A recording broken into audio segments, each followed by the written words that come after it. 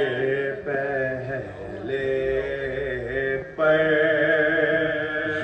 پہلے پر قطر دیتے ہیں پھر آزاد کرتے ہیں مگر یہ آل احمد کے گھرانے کا چلن دیکھو یہ پہلے پر عطا کرتے ہیں پھر آزاد کرتے ہیں اسیران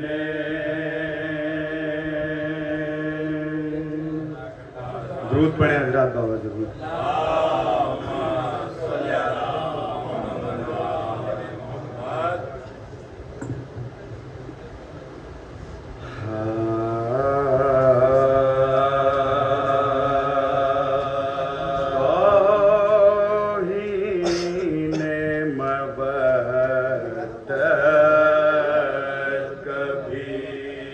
کرنے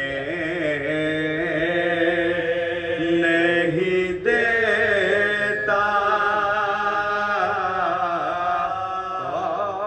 توہین مودت کبھی کرنے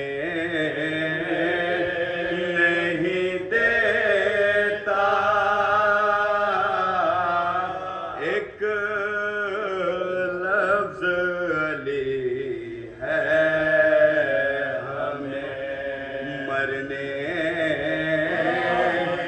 نہیں دیتا تو دنیا تو ہمیں کب سے مٹانے پتلی ہے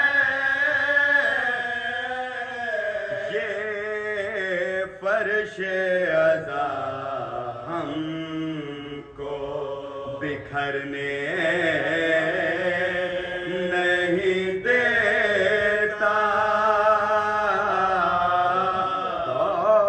توہین مودت کبھی درود پڑھیں حضرات بابا ضرور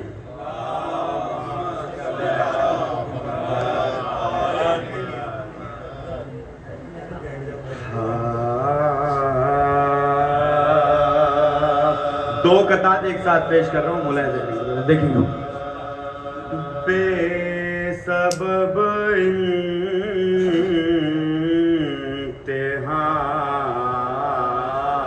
امتحان دینے لگے بے سبب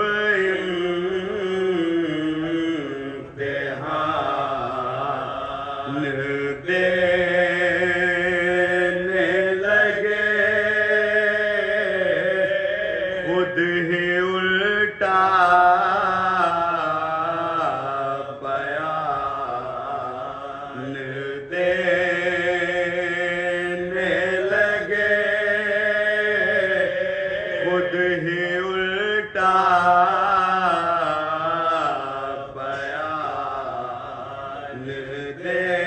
دینے لگے تو تیرے خطبوں کے خوف سے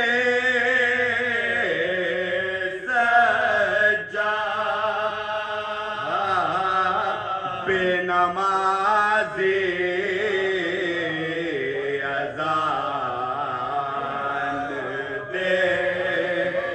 لگے بے نمازی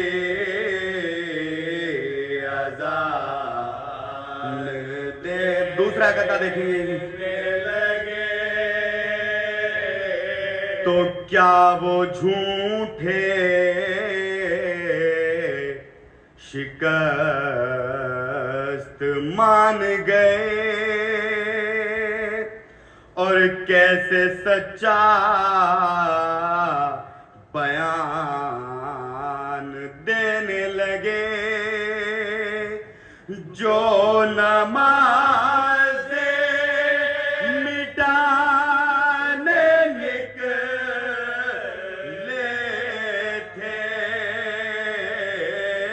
वो अचानक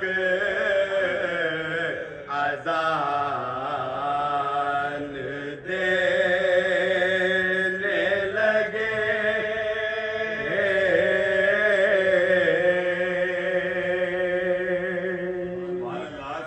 दुरूद पढ़े हज़रत बाबा जी।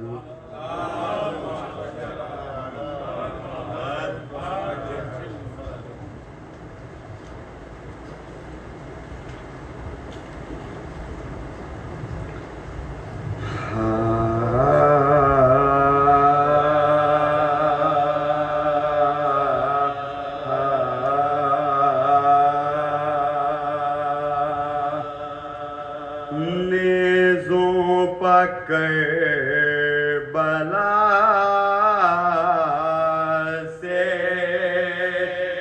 बसद शान जीत के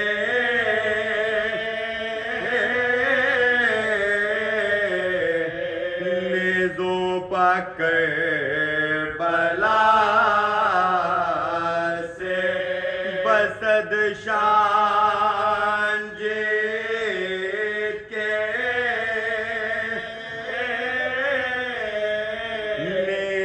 नेज़ों पकड़ बला से बसद शान जीत के आए हैं काफिरों से मुसलमान जीत के।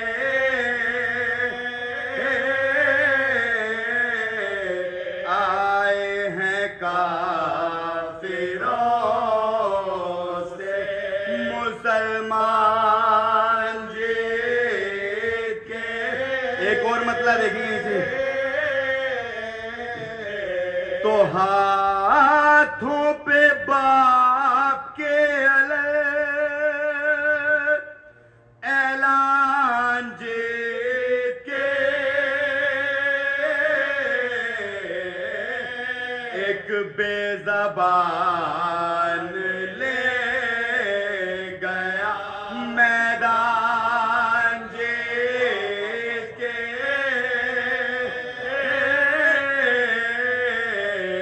एक बेज़बान ले गया मैदान जीत के। तो रूमाल हुरकत देख के कहते थे अंबिया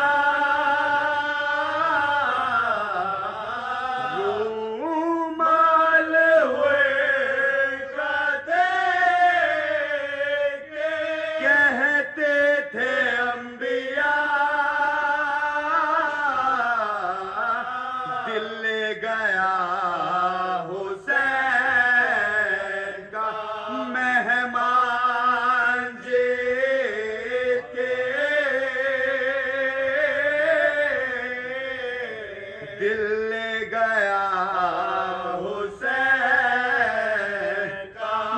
मेहमान जी।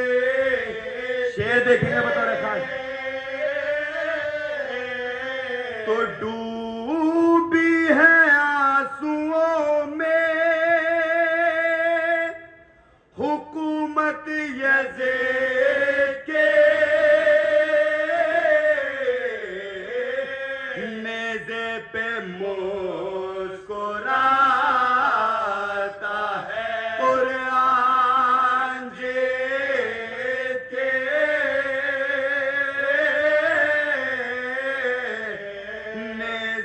पे मुस्कुराता है कुरान जी के मरहब को देख देख के कहती थी जुल्फ़िकार कैसे अली से जाएगा नादान जी के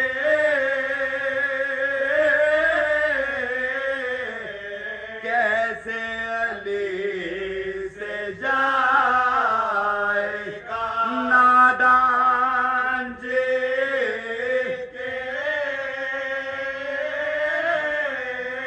चलती है दुश्मनों पे उधर तेरे मुर्तज़ा चलती है दुश्मनों पे उधर तेरे मुर्तज़ा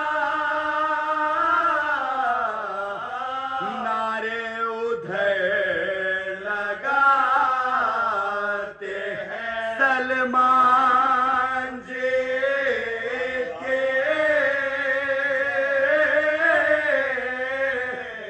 नारे उधर लगाते हैं सलमान जी।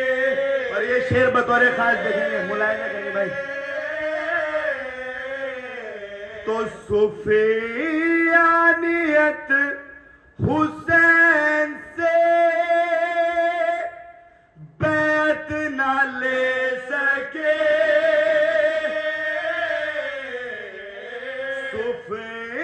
सुफियानियत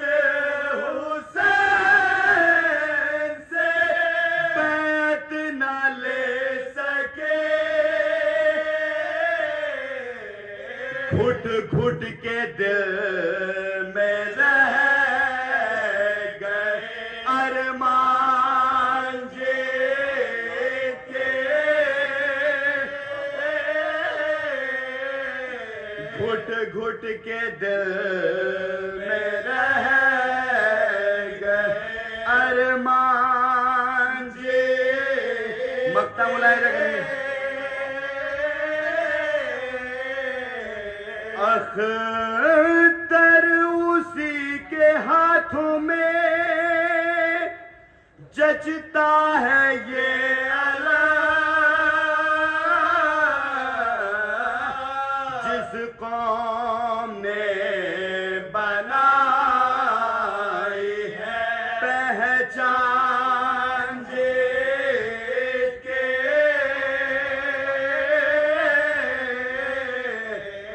नेज़ों पकड़ बला से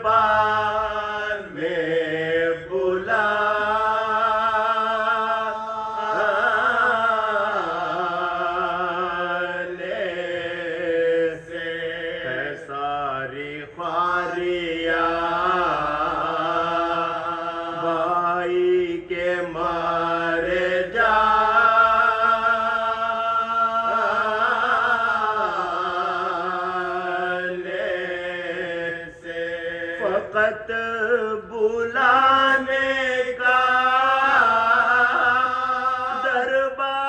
دربار میں بہانا ہے ہمارا سر کھلائے کے کو دکھانا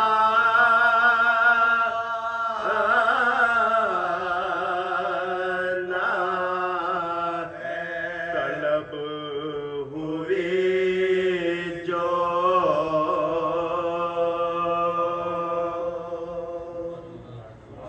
فاتحہ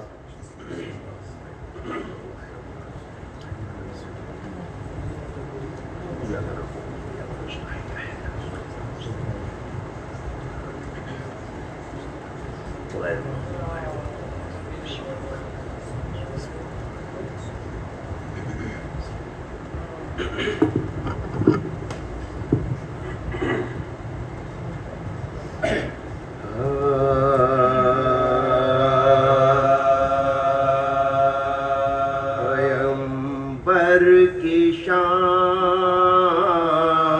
میں آمد ہے اہل بیت پیغمبر کی شام میں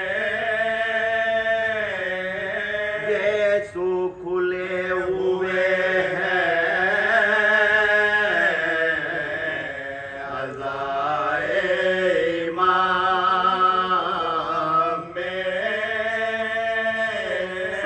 پیتی ہے فاطمہ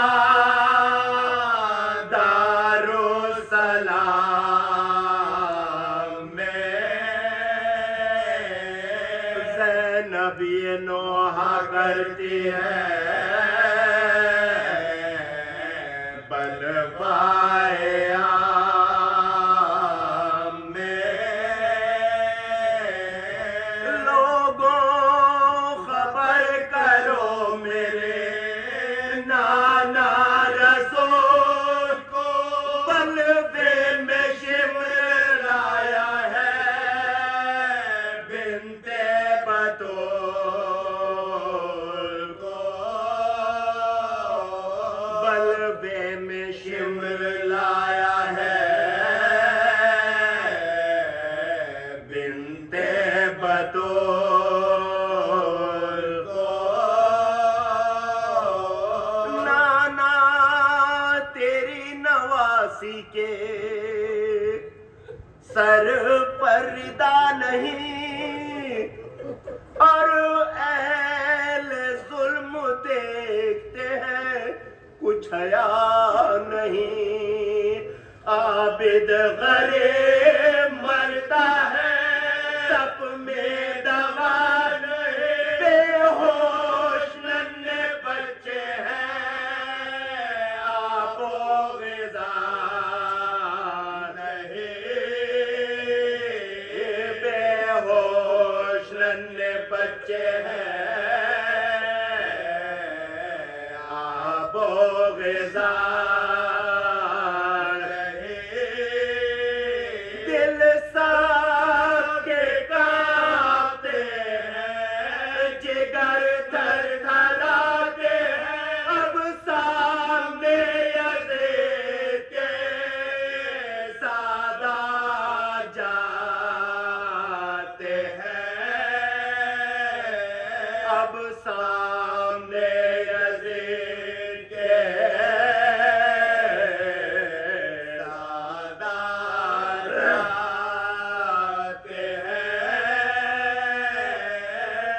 زینب تڑپ کے اونٹ پا کرتی ہے یہ بیان دربار میں طلب ہوئے سادات ناگہاں اونٹوں سے اتری بند گئے شانوں میرے پیش یزید لے چلے ظالم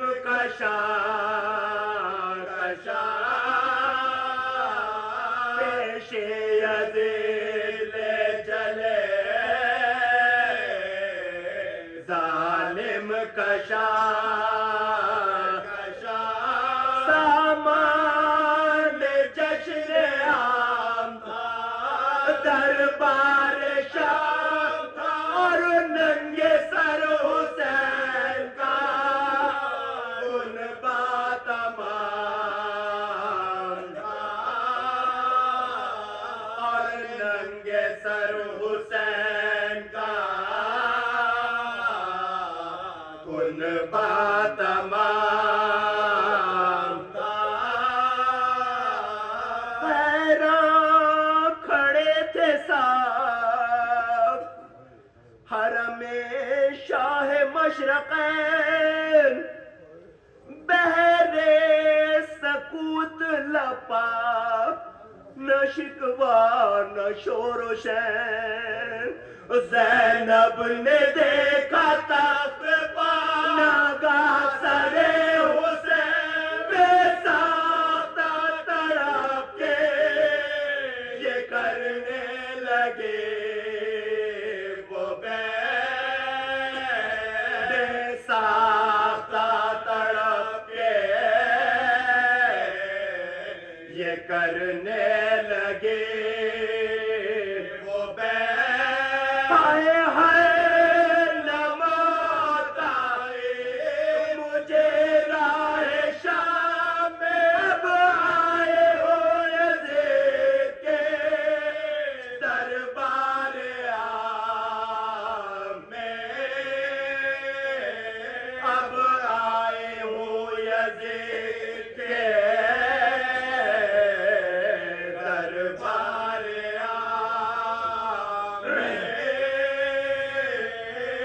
دربار عیدگاہ تھا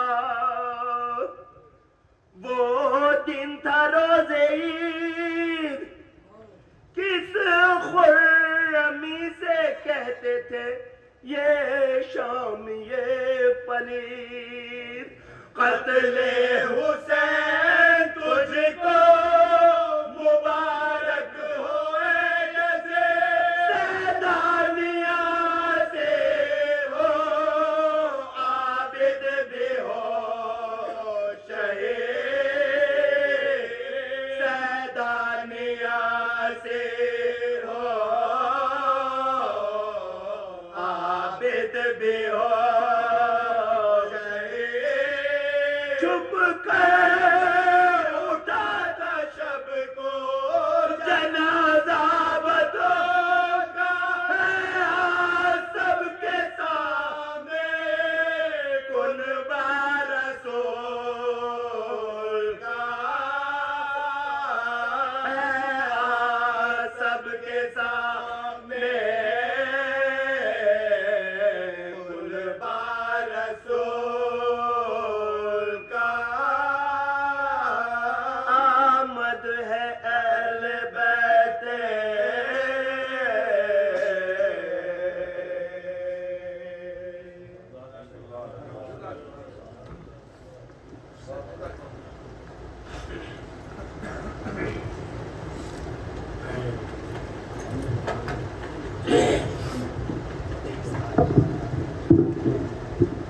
احسن جزاک اللہ خدا سلامت رکھے.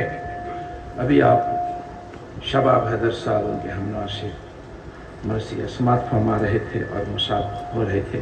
خداوند عالمین نے صحت عطا فرمائے. اور میں گزارش کروں جو حضرات باہر ہیں ان سے کہوں گا کہ اندر تشریف لائے اور جو ادھر ہے تھوڑا اور آگے آگے آ جائیں. آپ لوگ جگہ ہے تھوڑا اور آگے آ جائیں. صلوات پر محمد والے محمد.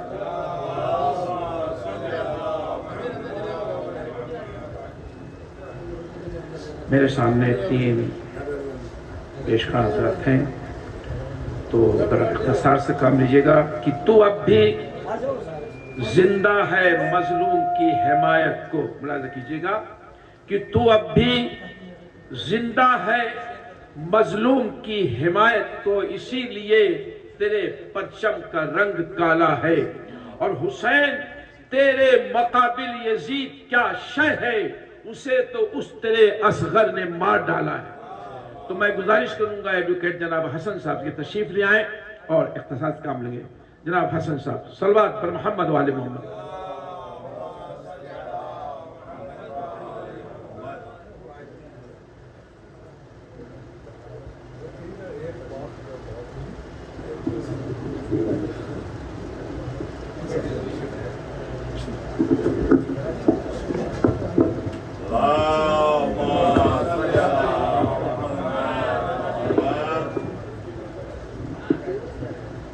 مرتبہ صلوات پڑھ دیں.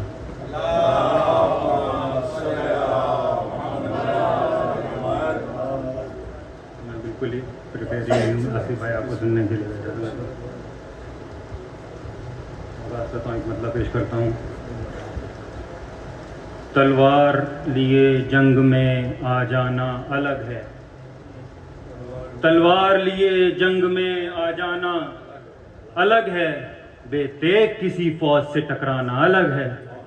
بے تیغ کسی فوج سے ٹکرانا الگ ہے. اس نے مطلب دیکھیں گے آصف بھائی. گو صبر کا ایوب کے پیمانہ الگ ہے. گو صبر کا ایوب کے پیمانہ الگ ہے. پر صبر کو معراج پہ پہنچانا الگ ہے. گو صبر کا ایوب کے پیمانہ، گو صبر کا ایوب کے پیمانہ الگ ہے. پر صبر کو معراج پہ پہنچانا الگ ہے. بطور خاص شعر دیکھیں گے. پر صبر کو معراج پہ پہنچانا الگ ہے. اشعار عطا کرتی ہیں پھر آتی ہیں سننے. اشعار عطا کرتی ہیں پھر آتی ہیں سننے. زہرا کا یہ انداز کریمانہ الگ ہے. اشعار عطا کرتی ہیں، اشعار عطا کرتی ہیں، اشعار عطا کرتی ہیں پھر آتی ہیں سننے. زہرا کا یہ انداز کریمانہ الگ ہے. میثم نے کہا تجھ کو شہادت کی خبر کیا. میثم نے کہا تجھ کو شہادت کی خبر کیا. مر جانا کے بیٹے میرا مر جانا الگ ہے. میثم نے کہا تجھ کو شہادت کی خبر کیا. میثم نے کہا تجھ کو شہادت کی خبر کیا. مر جانا کے بیٹے میرا مر جانا الگ ہے. خیبر میں علم اس کو دیا میرے نبی نے. خیبر میں، آخری شعر پڑھ رہا ہوں کیونکہ میں خود آصف بھائی کو سننے کے لیے یہاں پہ ہوں. خیبر میں علم اس کو دیا میرے نبی نے. ان سارے زنانوں میں یہ مردانہ الگ ہے.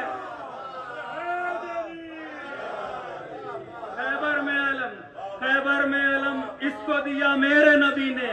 ان سارے زنانوں میں یہ مردانہ الگ ہے. صلوات پڑھ دیں.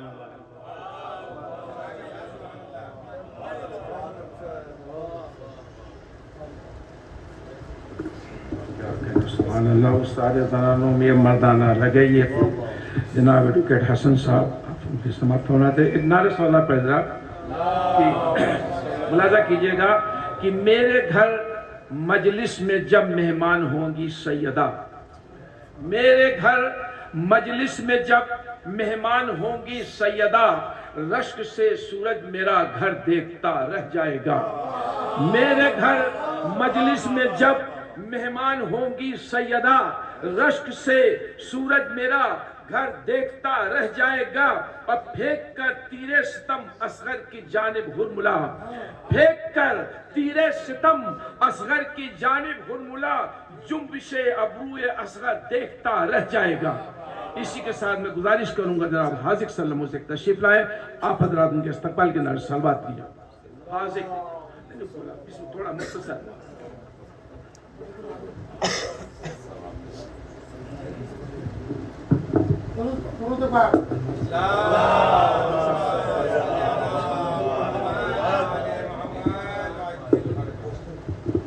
حاضرین مجلس السلام علیکم. حضرات ایک مطلع اور صرف 3 اشعار پیش کروں گا اور اپنی جگہ ایک باوزہ بلند صلوات پیش کروں گا.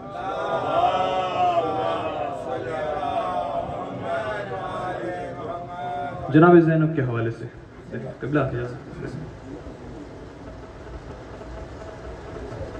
نہ جان کتنی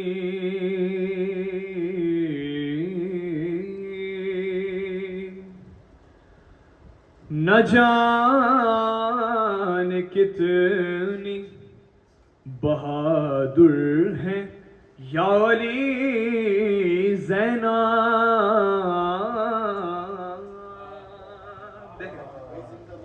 نہ جان کتنی بہادر ہیں یا علی زینب. نہ جانے کتنی بہادر ہے یالی زینب، اکیلی ہو کے حکومت سے لڑ گئی،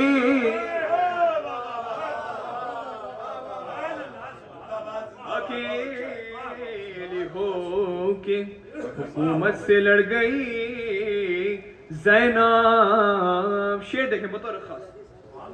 خلیل شام میں، یقیناً جناب زینب نے امامت کو جلتے خیموں سے بچایا تھا، اسی حوالے سے شعر دیکھیں. خلیل شام میں غریباں میں دیکھ لو آ کر، خلیل شام میں غریباں میں دیکھ لو آ کر، خلیل شام میں غریباں میں دیکھ لو آ کر، ارے بچا رہی ہے امامت کی زندگی، بچا رہی ہے امامت کی زندگی زینب. جتنے بھی حضرات یہاں موجود ہیں سبھی سے توجہ چاہوں گا اس شعر پہ، خاص طور سے آصف صاحب دیکھیں.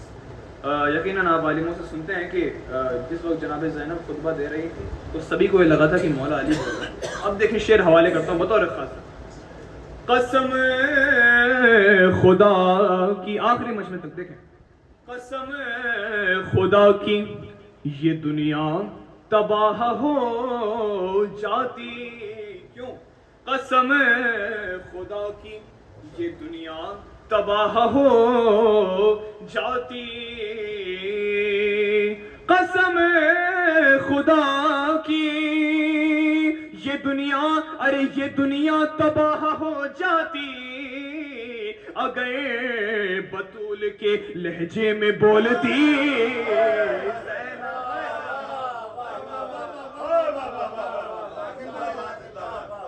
اگر بطول کے لہجے میں بولتی زینب. آخری شعر دیکھیں.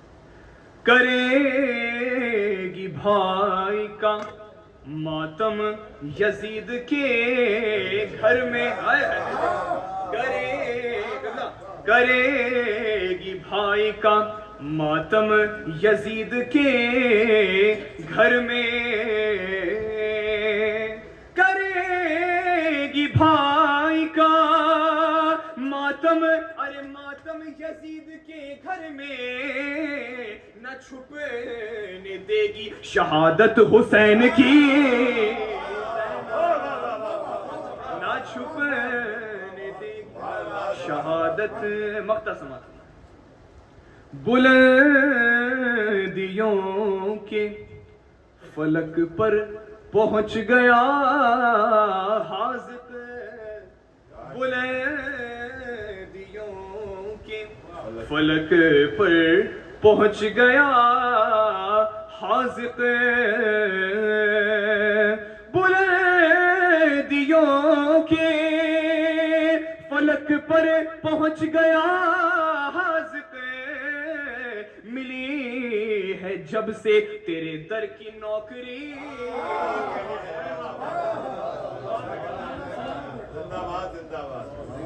بہت خوب، جزاک اللہ. کی قسم خدا کی یہ دنیا تباہ ہو جاتی اگر بطول کے لہجے میں بولتی زینب. یہ حاذق صاحب تھے، بہت ہی اچھا کلام پڑھ رہے تھے، آپ سماعت فرما رہے تھے. اب اس کے شاعر اہل بیت جناب آصف صاحب سے پہلے میں کہوں گی ملاحظہ کیجیے گا، نر سلوار کو سارا دیجیے گا ذرا. خیر مقدم کو ترائی پہ کھڑا ہے پانی. ملاحظہ کیجیے گا کہ خیر مقدم کو ترائی پہ کھڑا ہے پانی، شیر حیدر تیرے قدموں میں پڑا ہے پانی. شیر حیدر تیرے قدموں میں پڑا ہے پانی، لے کے پانی کو یہ چلو میں کہا غازی نے، ڈوب جاؤ میرے چلو میں بھرا ہے پانی. اسی کے ساتھ نہایت ادب سے میں شاعر اہل بیت جناب آصف جلال بجنوری سے گزارش کروں گا کہ تشریف لائیں. آپ حضرات استقبال کی نعرہ سلوات.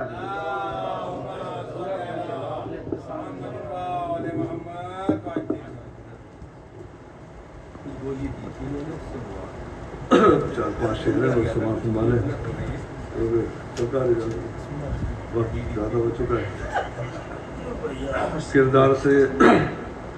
किरदार से शगुफ्त न कर पाए आज तक,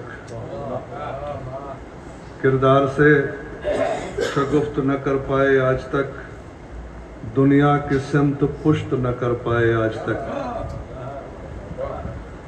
चुनिंदा चार पाँच शेर हो पेश कर रहा हूँ इसीलिए मेरा काफिया थोड़ा सख्त है। किरदार से शगुफ्त न कर पाए आज तक, दुनिया की समत पुष्ट न कर पाए आज तक, काबे की समत खुद तो खड़े हो गए मगर,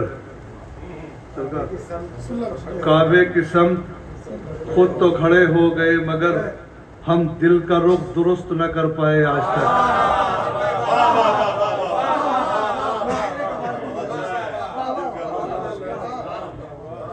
किरदार से शगुफ्त न कर पाए आज तक, दुनिया के समत पुष्ट न कर पाए आज तक, काबे के सिमत खुद तो खड़े हो गए मगर, हम दिल का रुख दुरुस्त न कर पाए आज तक।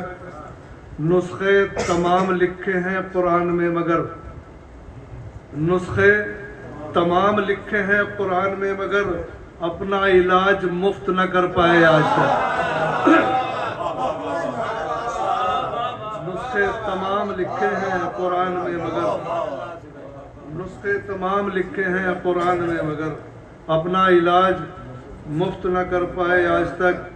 हम ऐसे मुद्दई के हमेशा रहे हैं सुस्त, खुद को कभी भी चुस्त न कर पाए आज तक।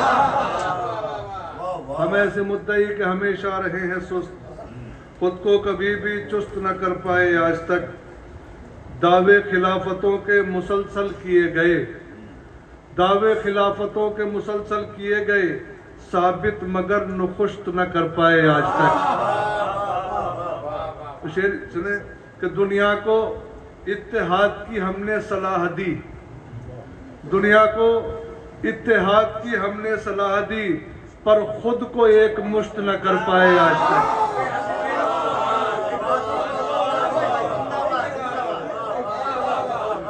काबे की समत खुद तो खड़े हो गए मगर, हम दिल का रुख दुरुस्त न कर पाए आज तक। नुस्खे तमाम लिखे हैं कुरान में मगर, अपना इलाज मुफ्त न कर पाए आज तक। दुनिया को इत्तेहाद की हमने सलाह दी, पर खुद को एक मुश्त न कर पाए आज तक। जो बुग़्ज़े अहले बैत में बीमार हो गए, जो बुग़्ज़े अहले बैत में बीमार हो गए, खुद को वो तंदुरुस्त न कर पाए आज तक। जो बुग़्ज़े अहले बैत में बीमार हो गए, वो खुद को तंदुरुस्त न कर पाए आज तक। मौला के मानी दोस्त के तो ले लिए मगर, मौला के मानी दोस्त के तो ले लिए मगर, वो दोस्ती पे गुफ्त न कर पाए आज तक। वो दोस्ती पे गुफ्त न कर पाए आज तक। आसिफ सितम शियारों ने ढाए सितम मगर, आसिफ सितम शियारों ने ढाए सितम मगर, दुनिया से हमको लुप्त न कर पाए आज तक। दुनिया से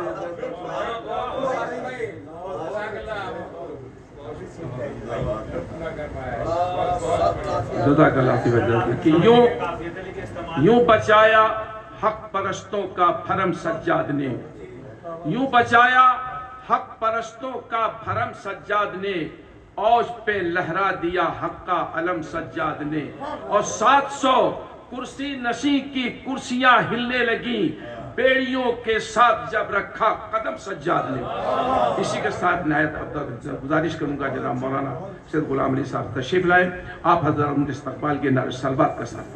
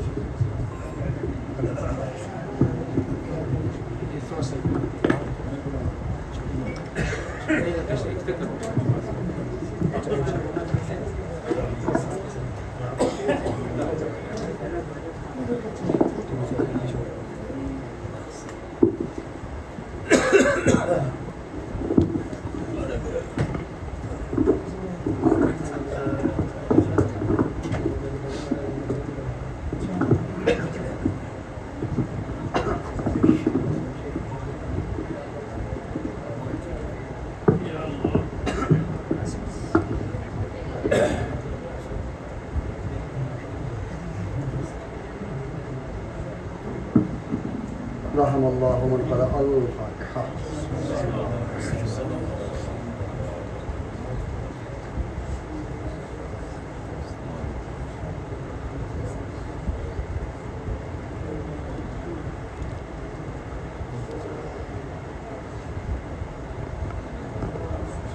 رات حکم دیا گیا ہے ایک مرتبہ سورہ ہم 3 مرتبہ سورہ توحید کو رات ہمارے مرحوم مغفور سید شفا احمد نقوی ابن رضا احمد نقوی کی روح کو حساب کرنا ہے.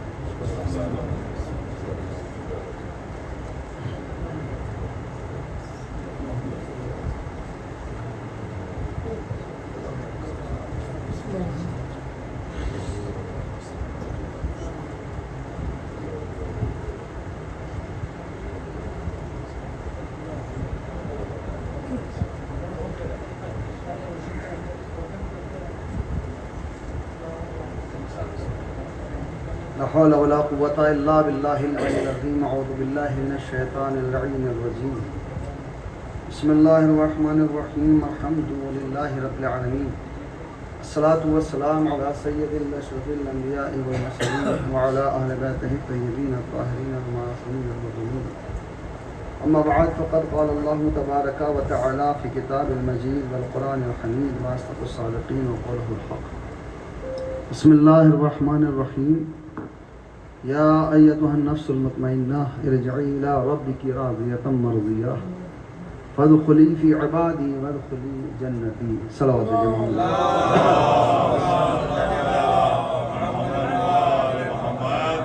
عزیزان محترم سامعین کرام عزیزان نصیب شہداء، مسلسل جسائے مبارکہ کے ذیل میں ہماری گفتگو جاری ہے. آج چوتھی مجلس سورہ فجر کی اس آیت کی تلاوت کا شرف حاصل کیا جا رہا ہے. اس سورہ کو سورہ امام حسین علیہ السلام سے بھی موسوم کیا گیا ہے اور اس کے اندر کربلا کے وہ حالات اشارتاً بیان کیے گئے ہیں کہ جو کربلا کے ان تمام منظروں کو بیان کرتے ہیں.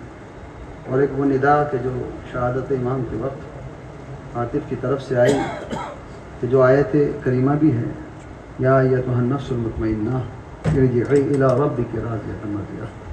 اے نفس مطمئنہ، پلٹا اپنے رب کی طرف، تیرا رب تجھ سے راضی ہو گیا، تو اپنے رب سے راضی ہو جا. خالق کائنات کی آیت، مالک کائنات کی آیت، قرآن مجید کی آیت انسان کو سبق دیتی ہے، درس دیتی ہے کہ اگر انسان کا نفس مطمئن ہو تو اللہ بھی اس کا انتظار کرتا ہے. اور نفس مطمئن رکھنے والے سے اللہ چاہتا یہ ہے کہ اگر تو مجھ سے راضی ہے تو میں بھی تجھ سے راضی ہوں. مسلسل یہی بیان چل رہا ہے. کل کی گفتگو اور پرسوں یہی بیان کرنے کی کوشش کی تھی کہ انسان کے پاس نفس مطمئن اور حالات حاضرہ کو مد نظر رکھتے ہوئے گفتگو جاری ہے. اس لیے کیونکہ آج کے زمانے میں، اس دور میں 2026 میں لوگوں کے پاس دولت ہے مگر سکون نہیں ہے، لوگوں کے پاس علم ہے مگر سکون نہیں ہے، لوگوں کے پاس شہرت ہے مگر سکون نہیں ہے، لوگوں کے پاس انبار ہے پیسے کا مگر سکون نہیں ہے، لوگوں کے پاس منصب ہے مگر سکون نہیں ہے، لوگوں کے پاس حکومت ہے مگر سکون نہیں ہے، لوگوں کے پاس طاقت ہے مگر سکون نہیں ہے، لوگوں کے پاس قوت ہے مگر سکون نہیں ہے، لوگوں کا نام جتنا ہو رہا ہے اتنا ہی سکون کھوتا جا رہا ہے. خاندان بڑے ہیں مگر سکون نہیں ہے، خانوادے بڑھ رہے ہیں مگر سکون نہیں ہے، گھر پکے ہیں مگر سکون نہیں ہے. یعنی یہ سکون گیا کہاں پر ہے؟ آخر یہ سکون تلاش کریں تو کہاں تلاش کریں؟ کہاں ملے گا یہ سکون؟ کون سی مارکیٹ میں ملے گا؟ کس کلو ملے گا؟ کتنے کا ملے گا؟ کون دے گا؟ بلیک سے ملے گا یا ویسے ہی مل جائے گا؟ مگر سکون نہ خریدا جا سکتا ہے نہ دیا جا سکتا ہے. سکون تو بس ایک ایسی نعمت ہے جو اللہ دیا کرتا ہے. اگر سکون دے تو غریب سے غریب کو اللہ سکون دیتا ہے، اور نہ دے تو امیر سے امیر انسان کو سکون نہیں ملا کرتا. یہ دوائیاں کھانا تمام تر سہولتوں کے باوجود، دولت اور پیسے کے باوجود سکون کا نہ ہونا بتا رہا ہے کہ دولت انسان کو سکون نہیں دیتی. اور ایک فقیر انسان کا، غریب انسان کا، شاید 2 یا 3 سال پہلے میں نے ایک بات کہی تھی، اسی ممبر سے مجھے یاد آ رہا ہے کہ بڑا فخر کرتا ہے کہ انسان کہ صاحب میری 1 لاکھ روپے کی تنخواہ ہے، تمہاری اوقات کیا ہے؟ اور ایک انسان کی 20,000 کی تنخواہ ہے. کوئی کہتا ہے کہ تم 20,000 کماتے ہو، میں 80,000 کماتا ہوں. پلٹ کر اس نے پوچھ لیا یہ بتاؤ دوائیاں کتنے کی آتی ہیں؟ کہا 80,000 روپے کی. بھائی 1 لاکھ کماتے ہو، 80,000 کی دوائیاں لے آتے ہو، تو تم مجھ سے زیادہ کہاں ہوئے؟ اللہ نے مجھے ہی 20,000 میں وہ برکت دی ہے. تو سکون تو خداوند عالم کا ہاتھ میں ہے نا. انسان پروردگار عالم خداوند عالم انسان کو سکون دیا کرتا ہے. سکون پروردگار عالم کی وہ نعمت ہے کہ جو ہے کہ انسان کو حاصل نہیں ہو سکتی. اب دیکھیے کتنا عجیب بات ہے، دنیا سمیٹنے میں سکون پاتی ہے، حسینی لٹانے میں سکون پاتے ہیں. دنیا زخموں سے دور بھاگنے میں سکون پاتی ہے، ہم زخموں کو گلے لگانے سے سکون پاتے ہیں. دنیا رونے سے دور بھاگتی ہے، ہمیں آنسوؤں میں سکون ملا کرتا ہے. تو یہ سکون دینے والا کون ہے؟ اللہ ہے، پروردگار عالم ہے. تو یہ نعمت، یہ سکون صرف اور صرف اللہ دیتا ہے. کل میں نے آپ کی خدمت میں عرض کیا تھا کہ اللہ سے دعا مانگیے کہ اللہ ہمیں سکون دے اور ہمیں سکون اس عالم. ایک صلوات دیجیے محمد علیہ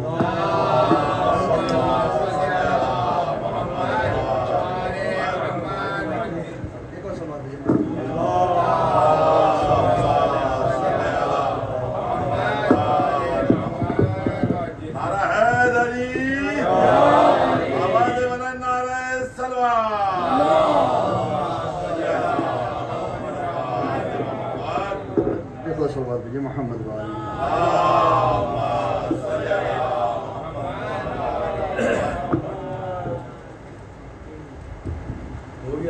ایک بہتر انداز میں سلوات ہے محمد.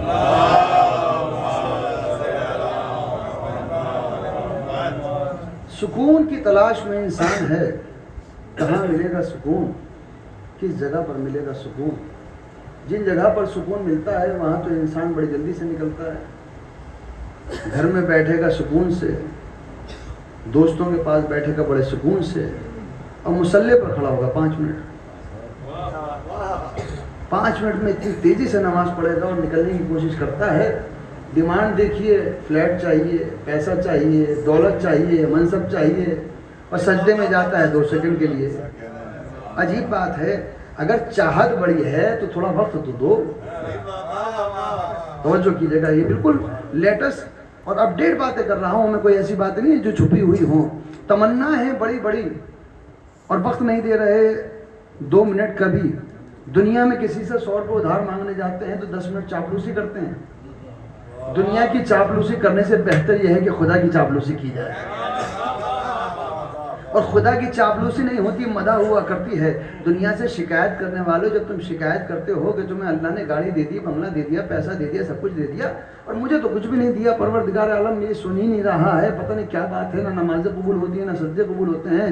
کیا بات بڑی اچھی کسی عالم دین نے کہی ہے کہ معصوم یہ کہتے ہیں کہ جب انسان اللہ کی شکایت بندوں سے کرتا ہے تو قدرت بھی مسکرا کر کہتی ہے عجیب لوگ ہیں، کس کی شکایت،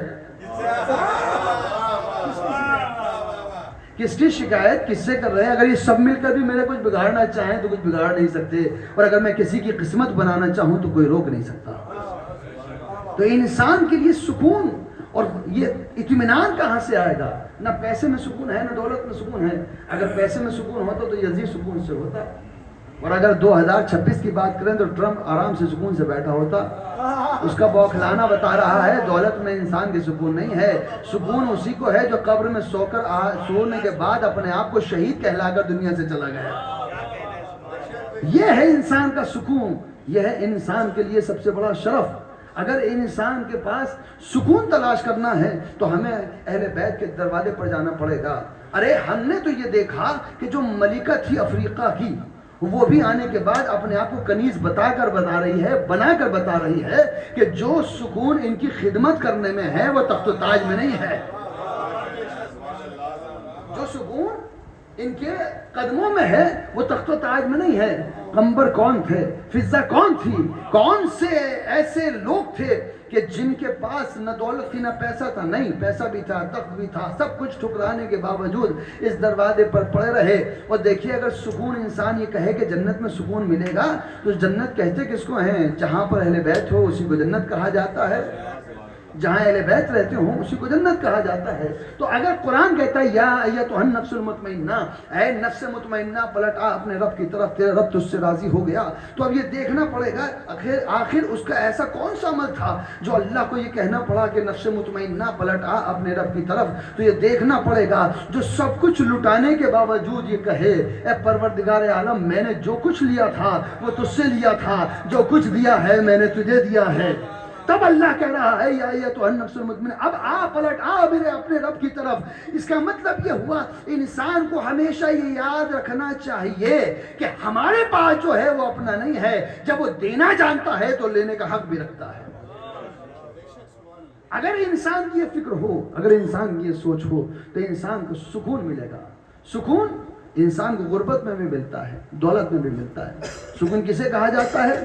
آج 2026 کے حالات کیا ہیں آپ دیکھیے، چاروں طرف سے جو حملہ ایک ہی ملک پر ہو رہا ہے، اور آج یہ کہا جا رہا ہے کہ صاحب یہ تو جنگجو ہیں، یہ تو لڑنے کے لیے اترے ہوئے ہیں، یہ تو حملہ کر رہے ہیں، یہ تو لڑنے پر اتارو ہیں. یہ تمام چیزیں کیوں کہی جا رہی ہیں؟ اس لیے کیونکہ یہ دنیا دیکھ رہی ہے کہ ظلم کون کر رہا تھا، صبر کس نے کیا ہے. اور سکون کیا ہے؟ سکون کس چیز کے اندر ہے؟ کہا سکون کہتے ہیں انسان جب خوشنود یہ خدا کے لیے زندگی گزارے اور اس میں اللہ راضی رہے، بس اسی کو سکون کہتے ہیں. دنیا تخت و تاج کو سمجھتی ہے حکومت، لوگ سمجھتے ہیں کہ اسی میں سکون ہے.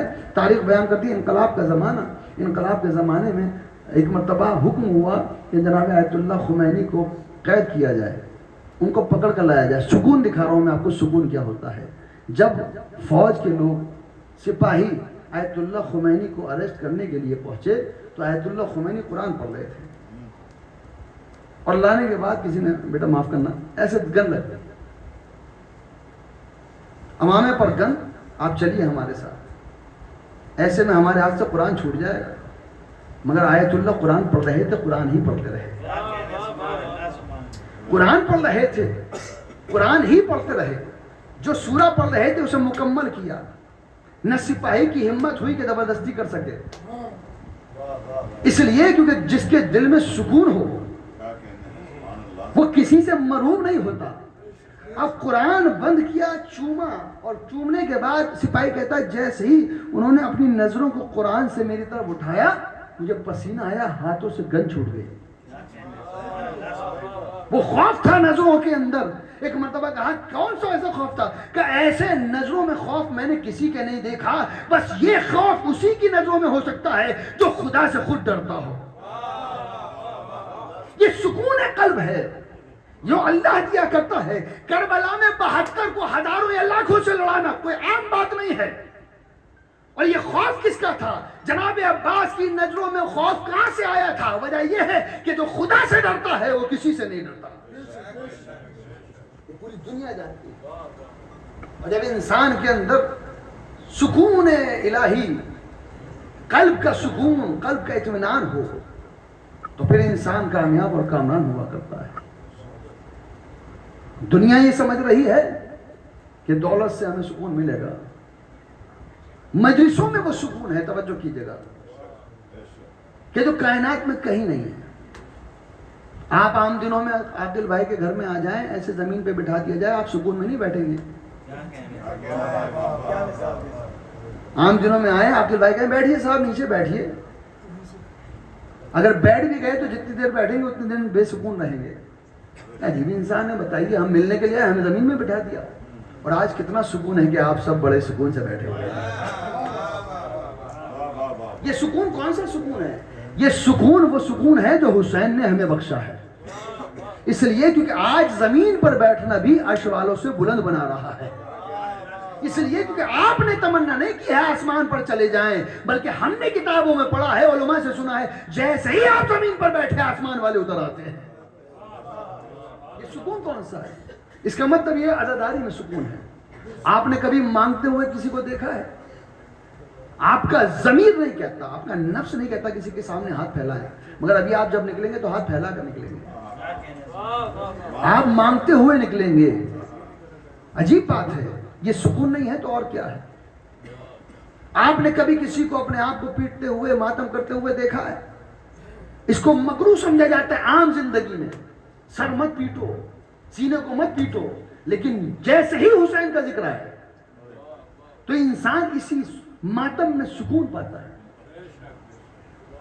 تو میں نے آپ کی خدمت میں عرض کیا تھا کہ جتنا وقت اپنے نوجوانوں کو آپ دوسری جگہ پر دلا رہے ہیں وہی وقت آپ مجلسوں میں دلائیں۔ اب یہاں پر ایک بڑا اعتراض ہوتا ہے، کچھ نوجوان، توجہ کی جگہ اس بات کو ذرا لے کے جائیے گا گھر تک، کچھ نوجوان مجلسوں میں آتے ہیں، یہاں تو عاقل بھائی کہیں گے مجلس کی بات نہیں کر رہا ہوں، عام بات کر رہا ہوں، کچھ نوجوان مجلسوں میں آتے ہیں، باہر کھڑے ہوتے ہیں، باہر سے چلے جاتے ہیں۔ اب اس کو بہت سارے لوگ سرٹیفکیٹ دیتے ہیں، ان کی مجلس کیا ہے، ان کے کیا، حالانکہ مجلس میں آنا چاہیے، ہر نوجوان کو فرش ادا پر بیٹھنا چاہیے، لیکن ہم میں سے کوئی اس بات کا حق نہیں رکھتا کہ دوسرے کو یہ سرٹیفکیٹ دے کہ تمہاری مجلس قبول ہوئی یا میری مجلس قبول نہیں ہوئی۔ بہت گہری بات کہہ رہا ہوں میں، آج ہم میں سے ہر ایک انسان دوسرے پہ انگلی اٹھا کر کہتا ہے میاں وہ کیا مجلس کرتا ہے، میں ہی مجلس کرنے والا ہوں، میاں وہ کیا نوحہ پڑھتا ہے، وہ دل سے تھوڑی پڑھتا ہے، میں نوحہ پڑھنے والا ہوں، وہ کیا مجلس کراتا ہے، بس میں ہی مجلس کرانے والا ہوں۔ سب کو ایک دوسرا سرٹیفکیٹ دے رہا، آپ کو کس نے اتھارٹی دی ہے، کس نے اجازت دی ہے کہ آپ کسی کو عزادار مانیں، کسی کو عزادار نہ مانیں؟ بس عزادار وہی ہے جسے فاطمہ عزادار مانے، اس کو شہزادی عزادار مانے۔ بہت سے لوگ ہیں جو باہر سے بیٹھ کے جائیں، بھائی توفیقات کی بات ہے، بہت سارے اسٹوڈنٹ ہیں جو لیٹ پہنچتے ہیں، بہت سارے اسٹوڈنٹ ہیں جو پہلے پہنچ جاتے ہیں، مدرسوں کے حالات ہیں، اسکول کے حالات ہیں۔ ایک عالم دین کی بات میں سن رہا تھا، وہ بیان فرما رہے تھے کہ ایک شخص تھا، ایک جناب تھے جو مجلسوں میں جایا کرتے تھے، توجہ اس کا درس لے کر جائیے گا نوجوان، خاص طور پر سنیے گا، عظمت سمجھیے گا، مرتبہ سمجھیے گا فرش ادا پر آنے والے کا۔ بیان کیا جاتا ہے کہ صاحب ایک صاحب آتے تھے مجلس میں، ایران کی بات ہے، اور وہ آتے تھے مجلس میں، آنے کے بعد وہ باہر کھڑے ہوتے تھے، باہر چائے بٹتی تھی، اور چائے پی کر چلے جاتے تھے۔ بہت سارے لوگ درس اس میں بھی آتے ہیں، ہم لوگوں میں بھی ایسے ہوتے ہیں کہ صاحب تبرک بٹ رہا ہے، اچھا بٹ رہا ہے تو آئیں گے، اور اگر پتہ چلا کہ سستا بٹ رہا ہے تو نہیں آئیں گے۔ تبرک لینے بہت سارے، تبرک لینا بھی عبادت ہے، اس لیے کیونکہ یہ تبرک ہر کسی کے نصیب میں نہیں ہوا کرتا۔ فاطمہ کے گھر کا اگر تبرک مل جائے تو یہ نصیب والوں کے لیے ہے، بلکہ جملہ اگر پہنچے تو بولیے گا میرے ساتھ، کبھی یتیم بن کر آتا ہے، کبھی اسیر بن کر آتا ہے، کبھی فقیر بن کر آتا ہے، مانگنے آیا کرتا ہے۔ تو کہنے والے نے یہ بیان کیا کہ ایک صاحب تھے جو مجلسوں میں آیا کرتے تھے، اور آنے کے بعد جو ہے مجلس میں باہر بیٹھتے تھے، چائے پیتے تھے، چائے پی کر چلے جایا کرتے تھے۔ ایک خطیب کہتے ہیں کہ میں نے ان کو نوٹس کیا تھا کہ یہ ہر مجلس میں آتا ہے، چائے پیتا اور پی کر چلا جاتا ہے۔ اب میں نے سوچا کہ صاحب یہ کیسا عزادار ہے، چائے پیتا چلا جاتا ہے، چائے پیتا چلا جاتا ہے۔ ایک دن خبر آئی کہ صاحب ان کا انتقال ہو گیا۔ اب انتقال ہوا تو اللہ کو نہ جانے مجھے ہی دکھانا تھا کہ مجھے ان کی عالم برزخ دکھائے۔ عالم برزخ موت سے لے کر قیامت تک، جب تک آپ کا فیصلہ نہ ہو جائے کہ آپ کو جانا کہاں ہے، وہ عالم برزخ ہے۔ کہ برزخ سے مجھے دکھائی تو بڑے اچھے حالات، بڑے ٹھاٹ میں رہ رہے ہو۔ ہم نے پوچھا کہ صاحب آپ کا ایسا کون سا عمل تھا کہ جس کی وجہ سے آپ ایسے حالات میں ہیں؟ کہ تمہیں نہیں پتا ہم چائے پی کر آتے تھے، کہ چائے پی کر آتے تھے۔ کہ چائے میں کیا تھا، کہ جب میری موت ہوئی تو فرشتوں کو بڑا جلال آیا، اور انہوں نے کہا تیرا کوئی عمل اتنا اچھا نہیں ہے لہذا تجھ پر سختیاں ہونی چاہیے، مگر ایک آواز آئی کہ دیکھو اس کے ساتھ نرمی بخشو، اس لیے کیونکہ یہ حسین کا عزادار ہے،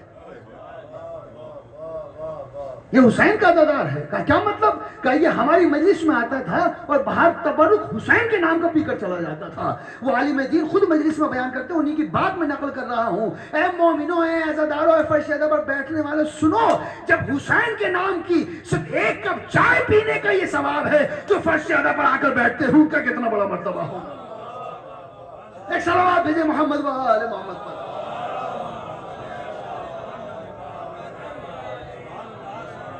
انسان کے دل میں سکون قلب، جو عمل انجام دیا جا رہا ہے وہ سکون کے ساتھ انجام دیا جائے۔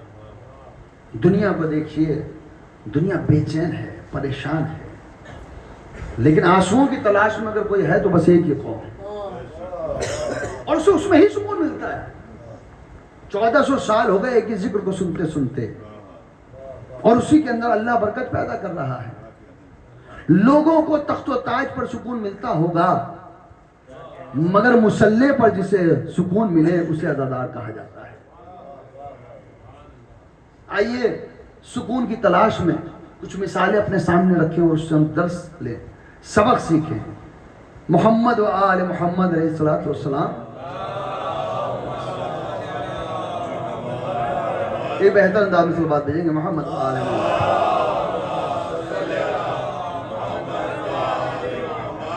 کون ہے اہل بیت؟ دنیا میں حکومت کی خواہش کرنے والے لوگ دنیا سے چلے گئے، حکومتیں ملی مگر سکون نہیں ملا۔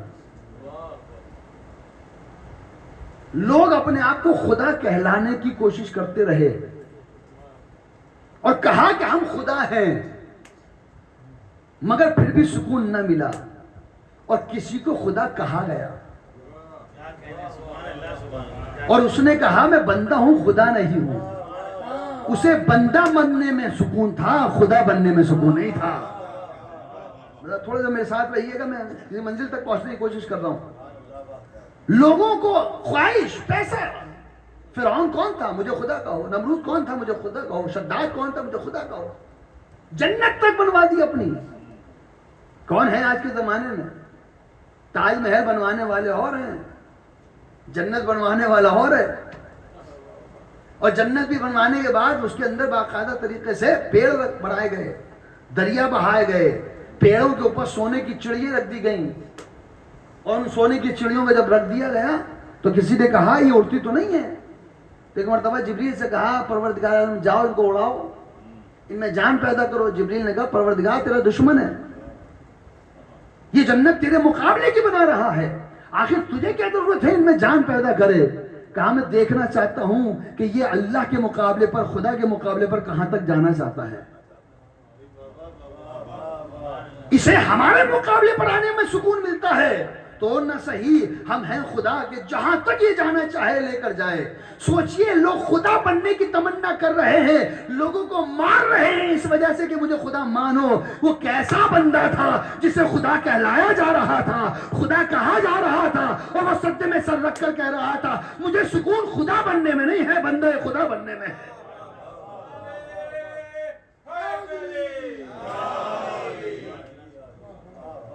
دنیا کے لوگ خدا بن رہے ہیں، نصیر خدا کہہ رہا ہے، کہا نہیں خدا نہیں ہوں میں بندہ ہوں۔ کیا سکون تھا، تاریخ نے کیا بیان کیا۔ بڑی تمنا کرنے والے لوگ اپنے آپ کو تاریخ اسلام کا خلیفہ کہلانے والے لوگ، میں مامون رشید کی بات کر رہا ہوں، ہارون رشید کی بات کر رہا ہوں، متوکل عباسی کی بات کر رہا ہوں۔ لفظ خلیفہ بڑا اچھا تھا، لفظوں کے بھی خاندان ہوتے ہیں، لفظ خلیفہ بڑا اچھا تھا مگر تاریخ کے خلیفاؤں نے بدنام کر دیا۔ اتنا بدنام ہوا کہ پرانی دلی کے نائب بھی آج کل خلیفہ کہلاتے ہیں۔ لفظ خلیفہ بڑا اچھا تھا، اگر خلیفہ اچھا نہ ہوتا لفظ تو اللہ نہ کہتا انی جاعل فی الارض خلیفہ، میں زمین پر خلیفہ بنانے والا ہوں۔ اور اس نے قانون بھی کیا بنایا، کہا خلیفہ بناتے ہی ایک قانون بنا دیا کہ جس کو فرشتے سجدہ کریں وہی خلیفہ خدا ہوتا ہے۔ اب تاریخ میں جا کر دیکھیے کس کے دروازے پر جھولا جھلانے کون آتا ہے، چکی چلانے کون آتا ہے، روٹیاں لینے کون آتا ہے، جس کے دروازے پر فرشتے رہتے ہوں بس وہی خلیفہ ہے۔ دنیا تمنا کر رہی تھی خلافت کی، اور 25 سال کو گوشے میں بیٹھ کر سکون کی زندگی گزار رہا تھا، اور ایسی زندگی گزار رہا تھا کہ 25 سال کے بعد لوگ ہاتھ جوڑ کر پہنچے اور جانے کے بعد کہا کہ حضور اب آپ کی ضرورت ہے کہ آپ خلیفہ بنیں۔ وہ جو مطمئن تھا 25 سال سے، اسے دکھ رہا تھا کہ مجھے تخت خلافت مل رہا ہے، مگر وہ مصلی پر بیٹھنا سکون سمجھتا تھا، تخت خلافت پر بیٹھنا نہیں سمجھتا تھا۔ لوگوں نے آ کر کہا بھی ہم آپ کے ہمدرد ہیں، تو تاریخ نے سنہرے لفظوں میں لکھا کہ علی نے کہا تم میرے کب سے ہمدرد ہو گئے، تم مجھے خلیفہ بنانا چاہتے ہو؟ تو جواب آیا حضور ضرورت ہے آپ کو اس وقت کہ آپ خلیفہ بنیں، چلیے تاریخ نے یہ بھی بتا دیا کہ لوگ وہ ہیں جنہیں خلافت کی ضرورت ہے، علی وہ ہے خلافت کو جس کی ضرورت ہے۔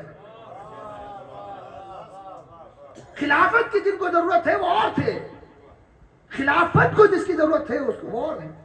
یہی تو وجہ ہے کہ غدیر خم کے اندر جب اعلان ہو گیا من کنت مولا فہذا علی المولا، تو ایک مرتبہ فوراً کہا کہ میرا بھائی کی ہاتھ پر بیعت کرو۔ مولا کائنات کے ہاتھ پر بیعت ہو رہی تھی، آج سے پہلے جتنے بیعت لی وہ ایسے لی، آج علی بیعت دے رہے تھے تو ایسے دے رہے تھے۔ لوگوں نے پوچھا کہ حضور سب نے ایسے بیعت لی، آپ ایسے کیوں کر رہے ہیں؟ کہا ایسے مانگی جاتی ہے، ایسے مانگی جاتی ہے، ایسے دی جاتی ہے۔ علی مانگنے کے لیے پیدا نہیں ہوا، علی دینے کے لیے پیدا ہوا ہے۔ مجھے ضرورت نہیں ہے کہ تم میری خلاف میری بیعت کرو، تمہیں ضرورت ہے تو تم آؤ۔ کیا سکون ہے، ہمارا موضوع سکون ہے نا، کیا سکون ہے کہ تاریخ بیان یہ کرتی ہے کہ جس کے بیٹے کا دسترخوان بچھا ہوا ہو، آنے والا مسجد میں آئے دیکھے ایک ضعیف انسان بیٹھا ہوا ہے جو اس وقت کا خلیفہ بھی ہے، اور ایک مرتبہ اس سے پوچھے کہ صاحب کھانے کے لیے کچھ ہے؟ سنا ہوا واقعہ ہے مگر اس کو بیان کرنے کی کوشش کر رہا ہوں۔ کچھ کھانے کے لیے ایک صاحب ہے، یہ روٹی رکھی ہوئی ہے سوکھی، آپ کھا سکے تو کھائیے۔ اس نے دیکھا روٹیوں کو، پھر اس ضعیف انسان کو دیکھا، کہا صاحب یہ روٹیاں میں نہیں کھا سکتا۔ کہا تو جائیے فلاں جگہ پر دسترخوان بچھا ہوا ہے، آپ وہاں جا کر کھانا کھائیے۔ اب میں آپ 2026 میں آ جاتا ہوں۔ 2026 میں اگر ہمارے محلے میں کوئی ایسا گھر ہو کہ باپ تو سوکھی روٹیاں کھا رہا ہو، بیٹا دسترخوان بچھا رہا ہو، کتنے اچھے اچھے نام دیے جائیں گے اسے۔ خاندان والے کیا کہیں گے، رشتہ دار کیا کہیں گے، کیسا بیٹا ہے، باپ سوکھی روٹیاں کھا رہا ہے۔ لیکن واہ رے سلام ہو اس سکون پر کہ جب وہ روٹیاں کھاتے کھاتے چپ چاپ رکھنے لگا، چھپانے لگا، تو امام نے پوچھا کیوں؟ آخر جتنا کھانا کھانا ہے کھاؤ، لے جانا ہے تو لے جانا۔ کہا حضور یہ میں اپنے لیے نہیں لے جا رہا۔ کہا مسجد میں بیٹھا ہوا ایک ضعیف انسان ہے، میں سوچتا ہوں جب روٹی مجھ سے نہیں کھائی جا رہی تو وہ کیسے کھائے گا۔ دسترخوان بچھانے والے نے کہا فکر مت کرنا، جو روٹیاں تو چھوڑ کر آیا ہے وہی جا کر میں بھی کھاؤں گا۔ پتا چلا سکون کھانے میں نہیں ہے، سکون کھلانے میں ہے۔ دنیا لوٹنے پر لگی ہے، اور اہل بیت وہ ہیں جو سکون کی زندگی اگر تلاش کر رہے ہیں تو اللہ کی رضا کے اندر تلاش کر رہے ہیں۔ لہذا کائنات کے اندر صرف اہل بیت کا گھرانہ وہ ہے کہ جہاں پر سکون ملتا ہے، اور سکون ایسا ملتا ہے جو کائنات میں کہیں نہیں ملتا۔ دنیا آج پوچھ رہی ہے سوال، دنیا یہ پوچھ رہی ہے کہ عزاداری کیوں کر رہے ہیں، یہ ماتم کیوں کیا جا رہا ہے، یہ مجلسیں کیوں کی جا رہی ہے۔ آج کل ایک یہ باقاعدہ ایک کلپ چل رہی ہے، کلپ میں ایک صاحب کہہ رہے ہیں کہ نسیوں کو تو کچھ یاد ہی نہ رہا ہے، نہ پتہ ہی نہ ہے، عزاداری کہنے کسے ہیں؟ کہتے ہیں کہ صاحب چوتھے امام زین العابدین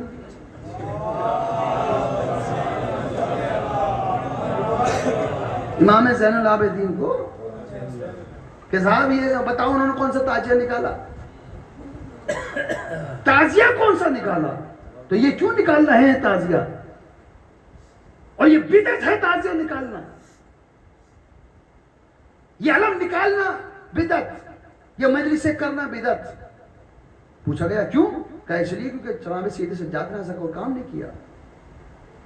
عجیب بات ہے، کل تک یہ کہہ رہے تھے کہ قرآن میں نہیں ہے، اب کہہ رہے تھے سید سجاد نے نہیں کیا، تو جناب سید سجاد کی بات چھوڑو، اس کا مطلب یہ کہ جو امام نہ کرے وہ بدعت،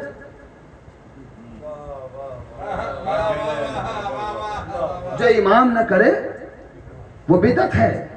کہنے لگے کہ صاحب کیا رسول نے ماتم کیا، کیا رسول نے مجلس کی ہے؟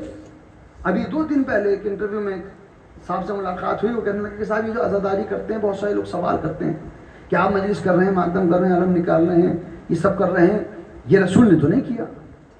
تو میں نے کہا آپ بتائیے قانون کیا ہے؟ کہ قانون یہ ہے کہ جو رسول نہ کرے وہ بدعت ہے، جو کام رسول نہ کریں وہ بدعت ہے۔ تو میں نے کہا صحیح بات ہے، پھر یہ موبائل اٹھا کر پھینکو، بھائی رسول بتاؤ کون سا موبائل استعمال کرتے تھے؟ یہ گاڑی کون سی استعمال کرتے تھے؟ ٹی وی کون سا استعمال کرتے تھے؟ اور یہ بتاؤ کہ رسول نے اگر نہیں کیا تو یہ کار استعمال کرنا بھی بدعت ہے نا؟ کہنے لگے نہیں صاحب یہ تو زمانہ بدلا، زمانے کی ضرورت بدلی. رسول نے بتاؤ کرتا پاجامہ کب پہنا؟ اس کا مطلب یہ ہندوستانی اگر کرتا پاجامہ پہننا ہے تو یہ بدعت ہے، اس لیے کیونکہ رسول نے نہیں پہنا. کہ نہیں، یہ جیسے جیسے سرحدیں بدلتی ہیں انسان کی زندگی کا طریقہ بدل جاتا ہے. ہم نے کہا بھائی یہی تو ہم بتانا چاہتے ہیں، جیسے انسان کی زندگی کا طریقہ بدلتا ہے ویسے ہی غم بنانے کا طریقہ بھی بدل جایا کرتا ہے. مقصد بس حسین کو یاد کرنا ہونا چاہیے. اگر مقصد حسین کو یاد کرنا ہے تو اسی میں سکون ہے، اور اسی میں اگر انسان کو سکون مل رہا ہے ماتم میں، مجلس میں، تو انسان کو کرنا کوئی برا نہیں ہے. آج عزاداری کا مسئلہ ہے، توجہ کیجیے گا، یہ بات شاید آخری ہو اور یہ اہم بات کہنے جا رہا ہوں. قرآن کے حوالے سے ایک سوال دیجیے محمد والے ایک اور بہن انداز میں سوال دیجیے گا محمد والے.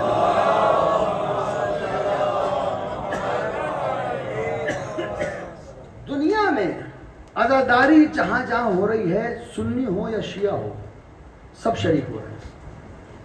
اور 2026 میں تو معجزہ ہوا ہے کہ ماشاءاللہ دروازے کھل گئے ہیں، اہل سنت بھی آ رہے ہیں، اور اب کوئی سنی نہیں رہا، کوئی شیعہ نہیں رہا، یا حسینی ہے یا یزیدی ہے. اور ایک جگہ پر بات ہو رہی تھی، آگرہ میں ایک تقریر کر رہا تھا، اہل سنت بھی بیٹھے تھے، اہل تشیع بھی بیٹھے ہوئے تھے. تو میں نے پوچھا ان سے، میں نے کہا یہ بتاؤ کیا مشہور ہے ہندوستان کے اندر، شیعہ کسے کہتے ہیں؟ میں نے کہا جو علی کو مانے وہ شیعہ. تو میں نے کہا اور سنی کسے کہتے ہیں؟ کہا جو نبی کو مانے وہ سنی. تو میں نے کہا اگر یہی قانون ہے تو اس قانون پر باقی رہنا. اگر علی کے ماننے والے کو شیعہ کہتے ہیں اور نبی کے ماننے والے کو سنی کہتے ہیں تو دنیا کا سب سے بڑا اگر شیعہ ہے تو وہ محمد ہیں، اور سب سے بڑا سنی اگر کوئی ہے تو وہ علی ہے. تو یہ فرق ختم ہو گیا ہے. اب لوگوں کے ذہن کھل رہے ہیں، لوگوں کے سمجھ میں آ رہا ہے.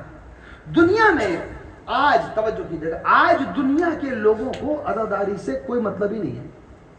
بھائی ہندو برادران کو عزاداری سے کوئی دشمنی نہیں. علم دیکھنے کے بعد ہندو برادران کے نکاح نہیں ٹوٹتے، تعزیہ دیکھنے کے بعد سکھ برادران کے نکاح نہیں ٹوٹتے، سنیوں کے ہاں بھی نہیں ہے.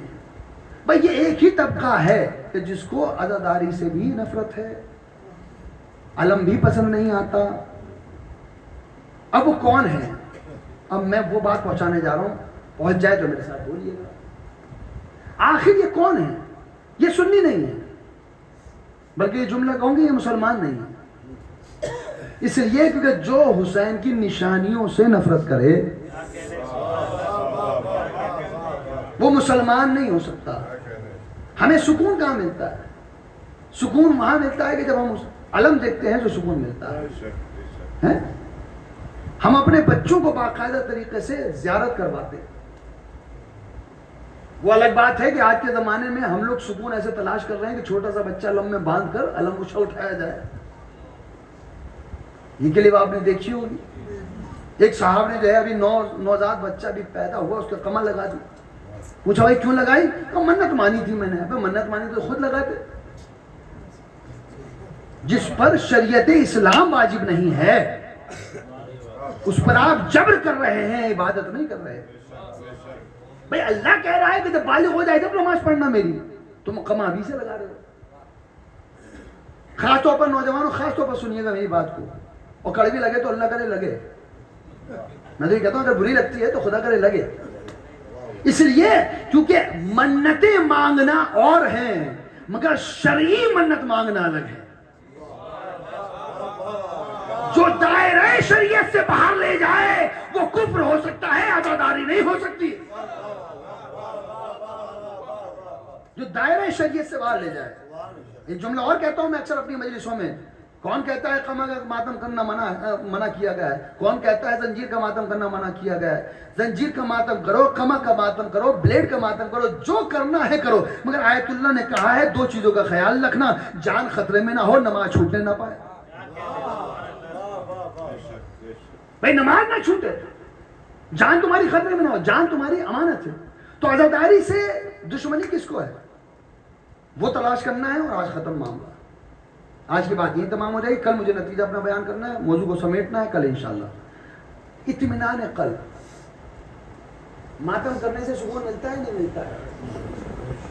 اگر ملتا ہے تو پھر ان دونوں میں جھگڑا کیوں ہے؟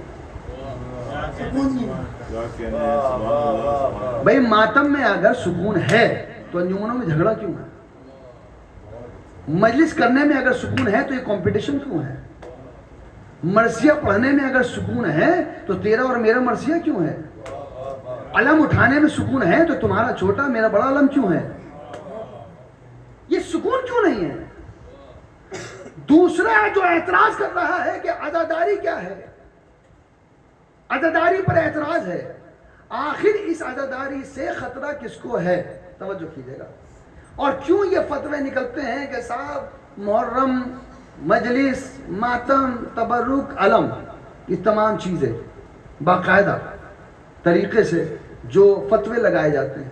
اب تو باقاعدہ مسلمان ہوشیار ہوا ہے. میں نے خود اسی ہفتے اسٹیٹمنٹ سنے اہل سنت برادران کے کہ یہ لوگ جو حدیثیں بیان کرتے ہیں ان حدیثوں کی وضاحت نہیں کرتے، اور یہ ایسی کتابوں سے حدیثیں لے کر آ رہے ہیں کہ جو مسلمانوں کو مختلف کر رہے ہیں، اختلاف پیدا کر رہے ہیں، اتحاد پیدا نہیں کر رہے ہیں. توجہ کے ساتھ میں سنیے گا، بات بڑی تحقیق کہنے جا رہا ہوں. آخر یہ فتوے جو آ رہے ہیں یہ کہاں سے آ رہے ہیں؟ آئیے قرآن پڑھتے ہیں، سورہ یوسف پڑھتے ہیں. سورہ یوسف میں پروردگار عالم نے کیا ارشاد فرمایا؟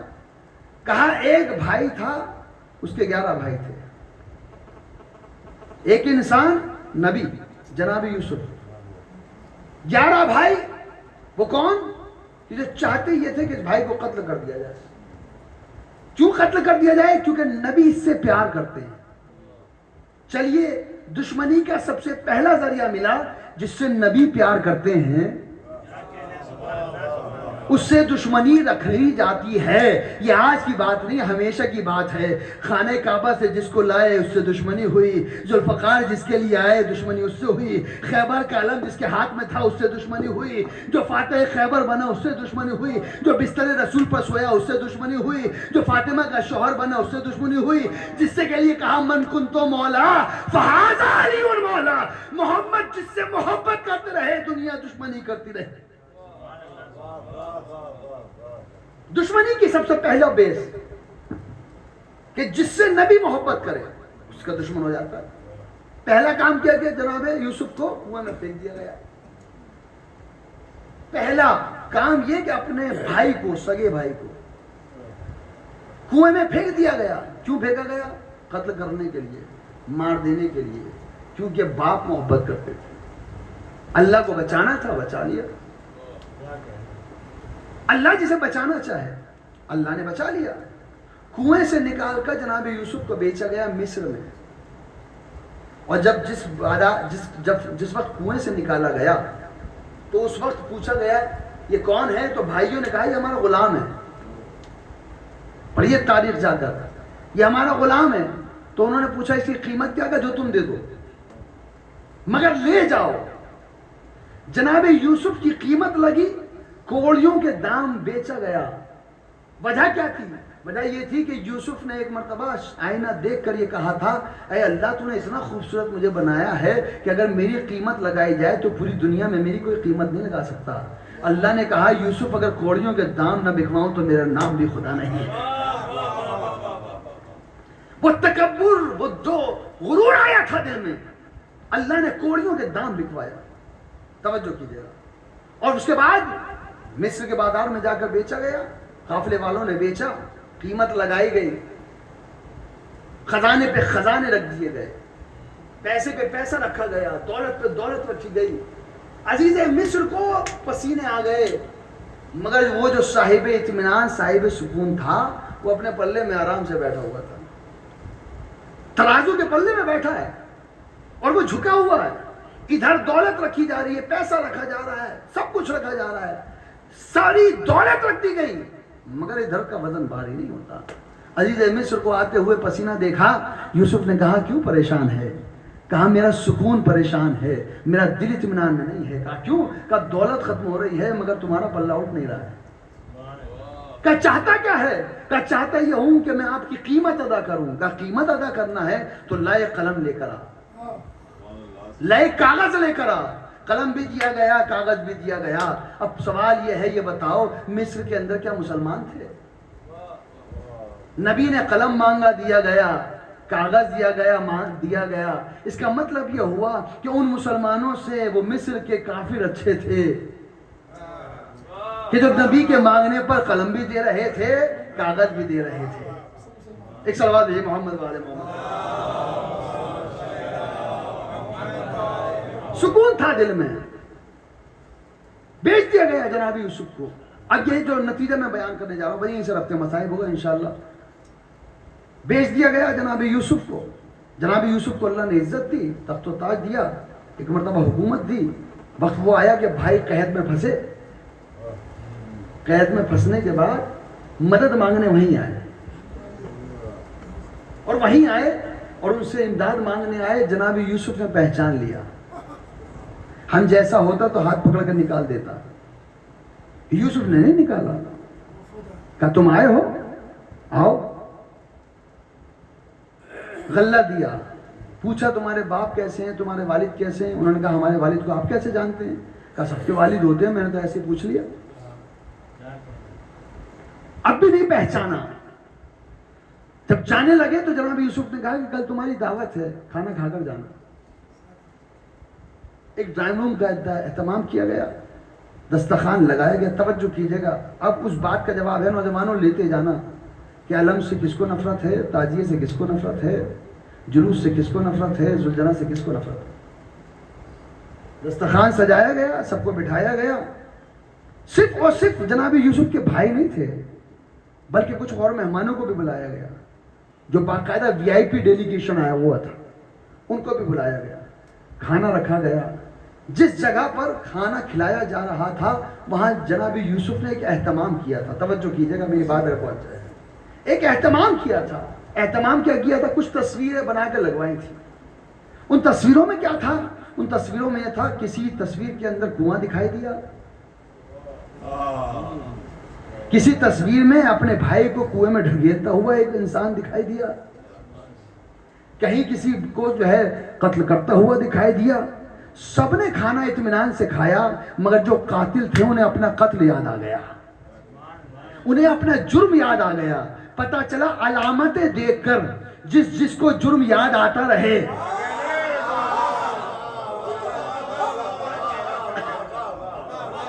علامتیں دیکھ کر جسے جرم یاد آتا رہے, سمجھ جائیے اسے نہ علم یاد آئے گا, نہ تازیہ برداشت ہوگا, نہ ذوالجناح برداشت ہوگا. یہ مسلمان نہیں ہے, یہ سنی نہیں ہے, یہ شیعہ نہیں ہے, یہ فتویٰ لگانے والے بتا رہے ہیں ہمارا رشتہ قاتلوں سے ہے. ساتھ ہے محمد وآل محمد پر.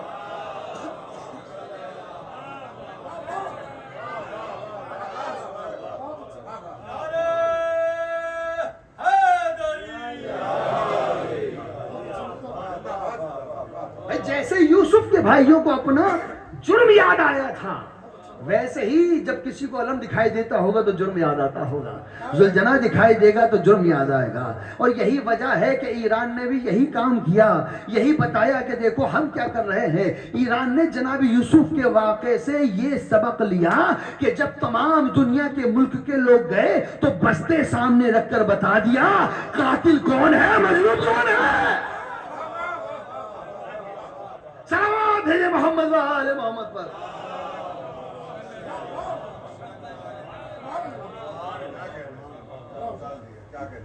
جسے جرم یاد آئے گا اسے لگے گا کہ صاحب یہ نہیں ہونا چاہیے.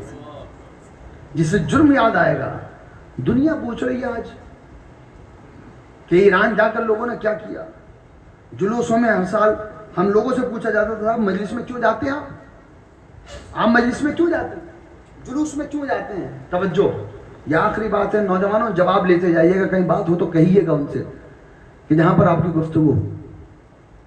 کیوں جاتے ہیں جلوس میں؟ ہم نے ہر سال یہ کہا کہ حضور اب جلوس میں جانا ہمارا فرض ہے، عادت نہیں ہے، واجب ہے ہم پر جائیں۔ کیوں؟ کیونکہ ہم پر ایک الزام اور ہے کہ شیعوں نے مارا ہے، خود ہی روتے ہیں۔ یہ کہ جن کے تلفظ بھی ٹھیک نہیں وہ الزام لگاتے ہیں، خود ہی نے مارا، خود ہی روتے ہیں، تو روتے بھی خود ہی ہیں، مارا بھی ہم نے، پریشان آپ کیوں ہیں؟ یا تو اگر آپ کا ہمدردی ہے اور آپ کو اس بات کا احساس ہے کہ ظلم ہوا ہے تو آپ پر واجب ہے کہ ظالموں کا ساتھ نہ دیں، ظلم جس پر ہوا ہے اس کو یاد کریں۔ کیوں جاتے ہیں؟ پوری دنیا پوچھتی ہے ہم سے، آج اس سال جواب ملا۔ کیوں؟ کیونکہ ابھی 1-1.5 مہینے یا 1 سال پہلے تک جو ایران کے مخالف تھے یا جنگ شروع ہونے پر یہ کہہ رہے تھے کہ یہ کیا کر لیں گے، 1 ہفتے سے زیادہ لڑ نہیں پائیں گے، آج پورے 100 ملک کے لوگوں نے جا کر خراج عقیدت پیش کیا۔ تو ہم نے پوچھا حضور کیا کرنے گئے تھے؟ کہ ہم دنیا کو بتانے گئے تھے ہم مارنے والوں میں سے نہیں ہیں، ہم مظلوموں کے ساتھ ہیں۔ ہم نے کہا یہی کام تو ہم جلوس میں جا کر بتاتے ہیں کہ دنیا کو پتا چلے کہ جو ظالم ہوتا ہے وہ چھپا رہتا ہے، جو مظلوموں کے ساتھ آتا ہے وہ سامنے آ جاتا ہے۔ ایک صلوات بھیجئے محمد و آل محمد پر۔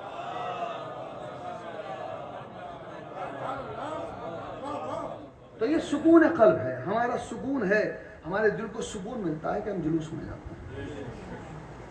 اس لیے آیت اعظام علماء کرام بیان کرتے ہیں کہ فرش ادا پر رو کر جو سکون ملتا ہے دل ایسا تازہ ہو جاتا ہے، اس لیے کیونکہ دنیا کے سارے غم چھوٹے لگتے ہیں حسین کے غم کے سامنے۔ پروردگار عالم نے ہم کو سکون عطا فرمایا، آنکھوں میں آنسو نہ آئے تو بے چینی ہوتی ہے، آ جائیں تو سکون ملتا ہے۔ کیوں؟ کیونکہ حسین کا ذکر اگر کوئی نہ کر سکے تو پھر تڑپ جاتا ہے۔ محرم کا چاند نمودار ہوا، پردیسی سب کے سب اپنا بستر باندھ کر اپنے وطن کو چلتے ہیں۔ کیوں بھائی؟ ماتم تو اور مجلس تو دہلی میں بھی ہوتی ہے، آپ اپنے وطن کیوں جا رہے ہیں؟ کہنے غریب الوطن نے دل میں محبت ہی ایسی پیدا کی ہے، جب تک اپنے وطن نہ چلے جاؤ تو سکون نہیں ملتا۔ اللہ اکبر! عزاداری ایسی نعمت ہے۔ آیت اللہ خامنہ کا جملہ کہا فاطمہ کے درد کو جو سمجھ سکتا ہے بس وہی روئے گا۔ امام نے کیا پوچھا تھا اپنے صحابی سے؟ اے میرے صحابی، تو میرے بابا کے، میرے جد کے ذکر پر روتا نہیں ہے؟ اس نے کہا مولا میرا رومال دیکھیے جو بھیگا ہوا ہے۔ کہا نہیں ایسے نہیں روتے، میرے جد پر ایسے روتے ہیں جیسے ایک ماں اپنے جوان لال کے لاش پر رویا کرتی ہے۔ جزاکم اللہ۔ خدا آپ کو کسی غم میں نہ رلائے سوائے غم حسین کی۔ آپ کی آوازیں بلند ہونے شروع ہو گئیں۔ عزیزو یہ یاد رکھیے، میں نے علماء کرام سے سنا ہے، میں تو ایک طالب علم ہوں بس بات پہنچا سکتا ہوں۔ علماء کرام بیان کرتے ہیں کہ جب رونا آئے تو اپنے آپ کو روکا مت کریے، کھل کر رویا کریے، اس لیے کیونکہ سکینہ کو رونے نہیں دیا گیا تھا، زینب کو رونے نہیں دیا گیا تھا۔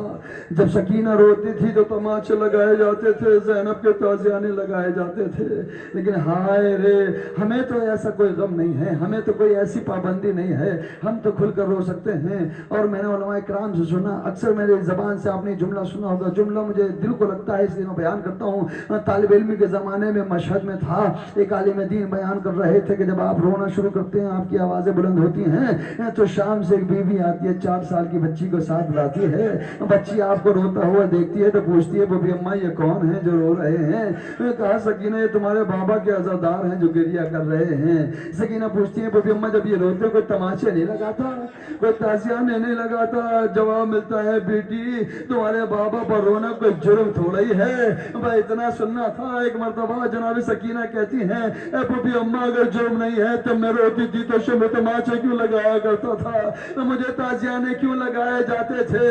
عزیزو سکینہ کے غم کو یاد کرو، آنکھوں میں آنسو لاؤ، ارے اپنی آوازوں کو بلند کرو۔ آپ کی آوازیں کربلا تک پہنچے، سکینہ کے کانوں تک پہنچے، اس لیے کیونکہ پرسہ لینے کے لیے سید سجاد آئے ہیں، رسول اسلام آئے ہیں، مولا کائنات آئے ہیں۔ جناب فاطمہ زہرا رومال لے کر ایک ایک چاہنے والے کے قریب جا رہی ہے اور کہہ رہی ہے میرے حسین کے عزادار مجھے تجھ سے کچھ نہیں چاہیے، ارے چند آنسو دے دے۔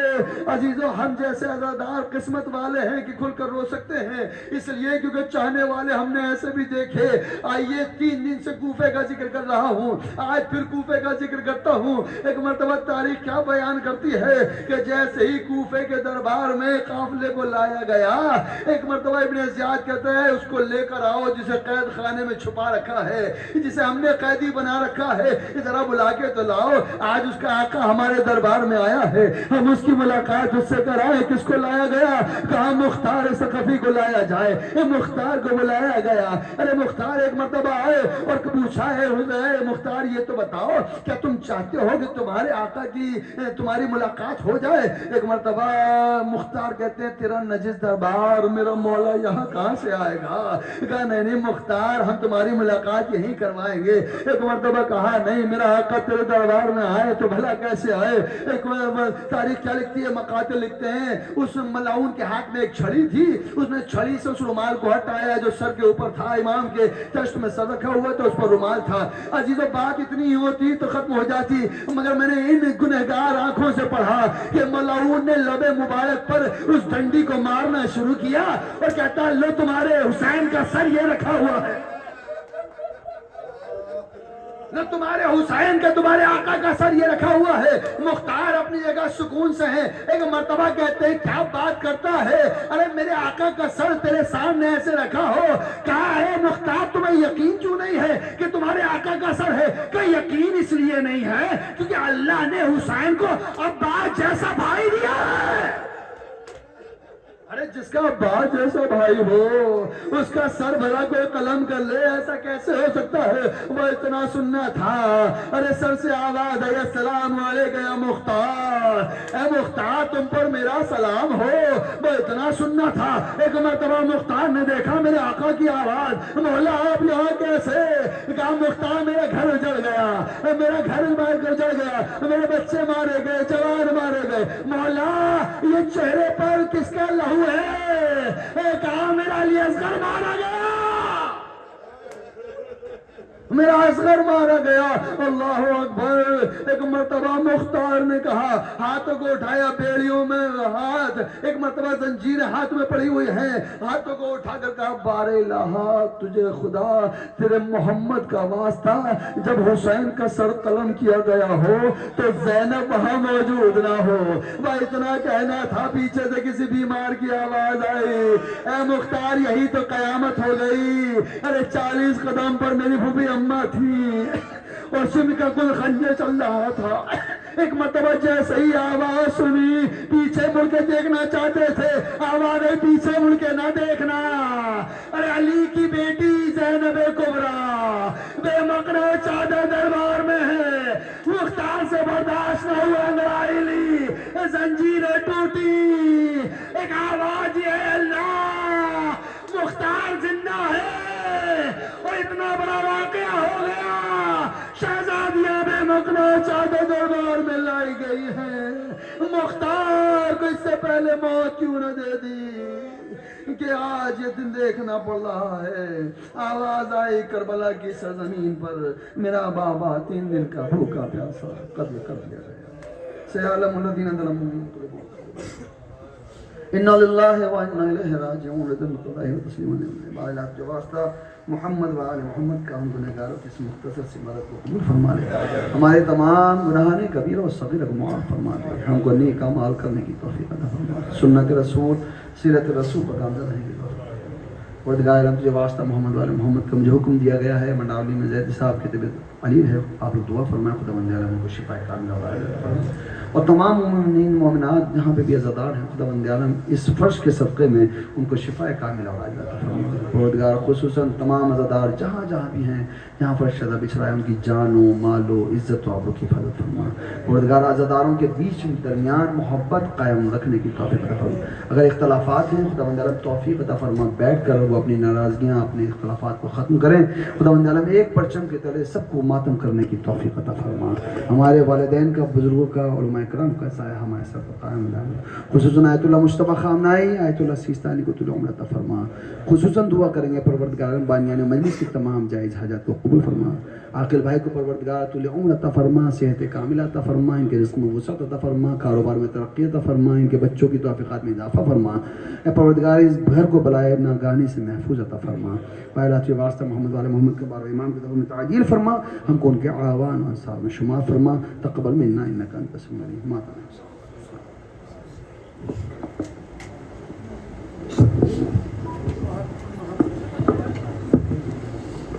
حاضر کسن نوہ ماتم کے لیے ہے. حاضر کسن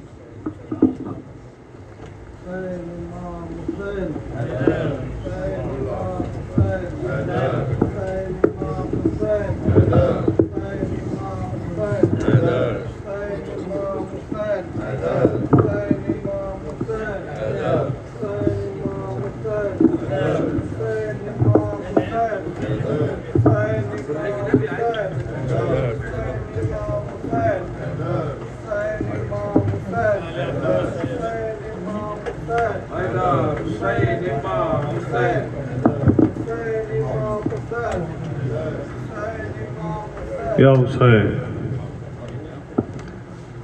عزاداران مظلوم کربلا چند بند مصائب کے پیش کروں گا. آپ سبھی حضرات سے گزارش ہے کہ بزرگوں سے نوجوانوں سے میری گزارش ہے تھوڑا تھوڑا اندر تشریف لائیں. عزاداروں, جب سے یہ قافلہ مدینے سے چلا ہے ایک ماں ہے کہ جس نے اپنے لال کا ساتھ کربلا تک نبھایا ہے. کون ماں عزاداروں؟ عالموں سے اکثر آپ مصائب میں سنتے ہیں کہ جناب زینب کو خیمے کے پردے کے پیچھے سے ایک بی بی کی رونے کی آواز آتی تھی. یہ وہی ماں ہے عزاداروں کی جس نے کربلا کے ہر شہید پر اپنے آنسو بہائے ہیں. بہت سخت مصائب ہیں عزاداروں, خدا جانے آپ حضرات کیسے سنیں گے. روایتوں میں ملتا ہے کہ 17 لوگ, سنیں عزاداروں, 17 لوگ قتل گاہ کی جانب بڑھے تھے امام حسین کا سر تن سے جدا کرنے کے لیے, لیکن کسی میں ہمت نہ ہوئی. اتنے میں ہی شمر الہی آگے بڑھتا ہے, میرے مولا کے سینے پر سوار ہو جاتا ہے اور ایک مرتبہ چاہتا ہے کہ مولا کے سر کو تن سے جدا کرے, لیکن چھری چلنے سے انکار کر دیتی ہے. کیا وجہ ہوگی عزاداروں؟ شمر پوچھتا ہے مولا سے کہ آخر یہ خنجر چل کیوں نہیں رہا ہے. میرے مولا فرماتے ہیں کہ یہ وہی جگہ ہے کہ جہاں میری ماں فاطمہ زہرا بوسہ لیا کرتی تھی. یہ وہی جگہ ہے کہ جہاں میرے نانا بوسہ لیا کرتے تھے.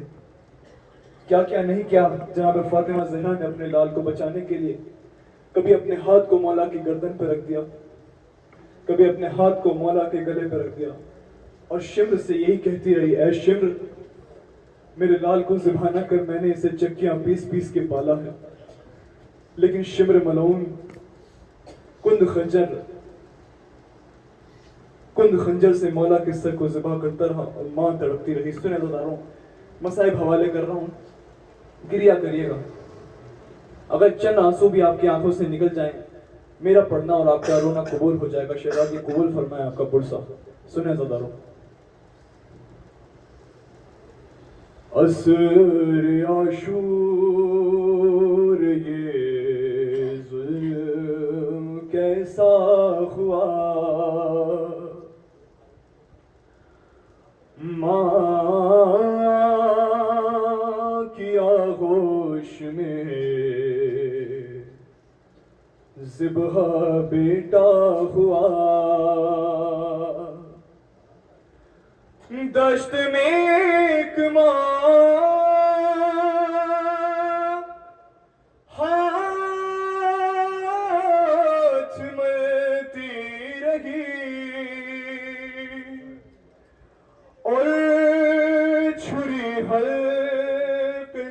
पर पे चलती रही, दम गरीब वतन का निकलता रहा, माँ तड़पती रही, खंजरे शेम्र रुक रुक के चलता रहा, अरे माँ तड़पती रही। ऐसे नहीं ज़ुबानो, ऐसे नहीं, इस तरह लगेगी जिस तरह से इमाम सज्जाद रोते थे। देखिए, मैं अक्सर कहा करता हूँ कि जब भी आप मौला के गम में आंसू बहाएं, शर्मा के न रोइएगा, क्योंकि जिस वक्त शिमर लई ने सकीना को तमाचे मारे हैं ना, शिमर शर्माया नहीं था। जिस वक्त शिमर ने मौला के गर्दन पे कुंद खंजर चलाया है, शिमर शर्माया नहीं है।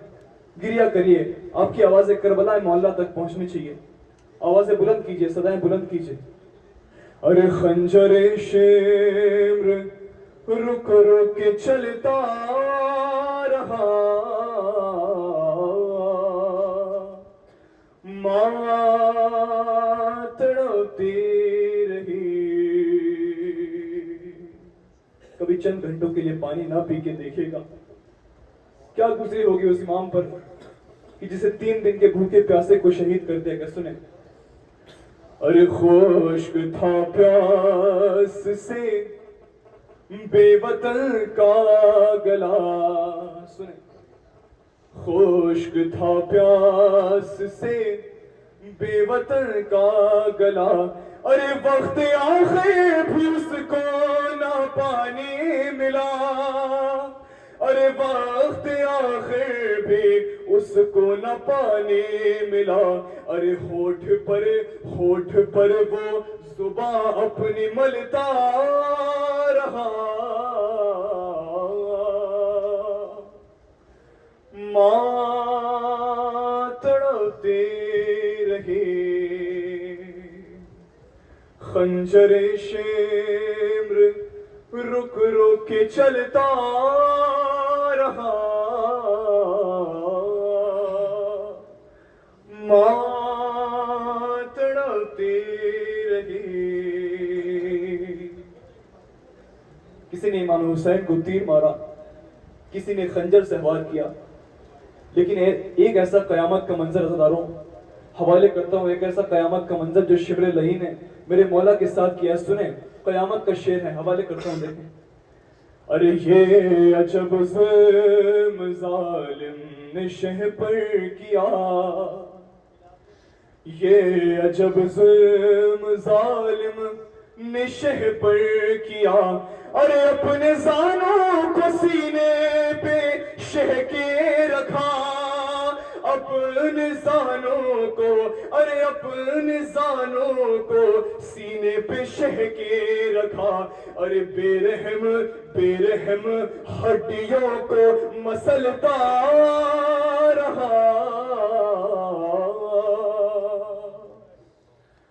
माँ तड़पती रही। खंजरे शेम्र रुक रुक के चलता रहा, माँ तड़पती रही। खंजरे मातम करें, के चलता रहा, माँ तड़पती रही। खंजरे शेम्र रुक रुक के चलता रहा, माँ तड़पती रही।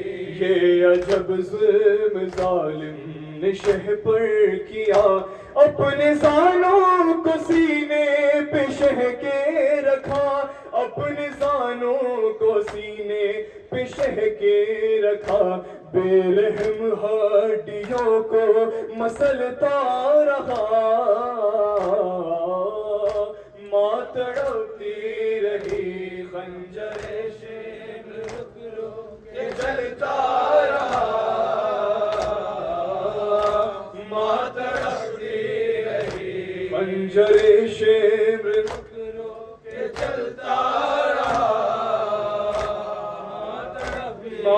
تڑپتی رہی. جو دلارا تھا نازوں کا پالا تھا جو اس غریب وطن کے ہر ایک زخم کو, اس غریب وطن کے ہر ایک زخم کو اپنے پیروں سے ظالم کچلتا رہا. ماں تڑپتی رہی خنجر شمر کے چلتا رہا. ماں تڑپتی رہی خنجر شمر. جزاک اللہ, سلامت رہیں.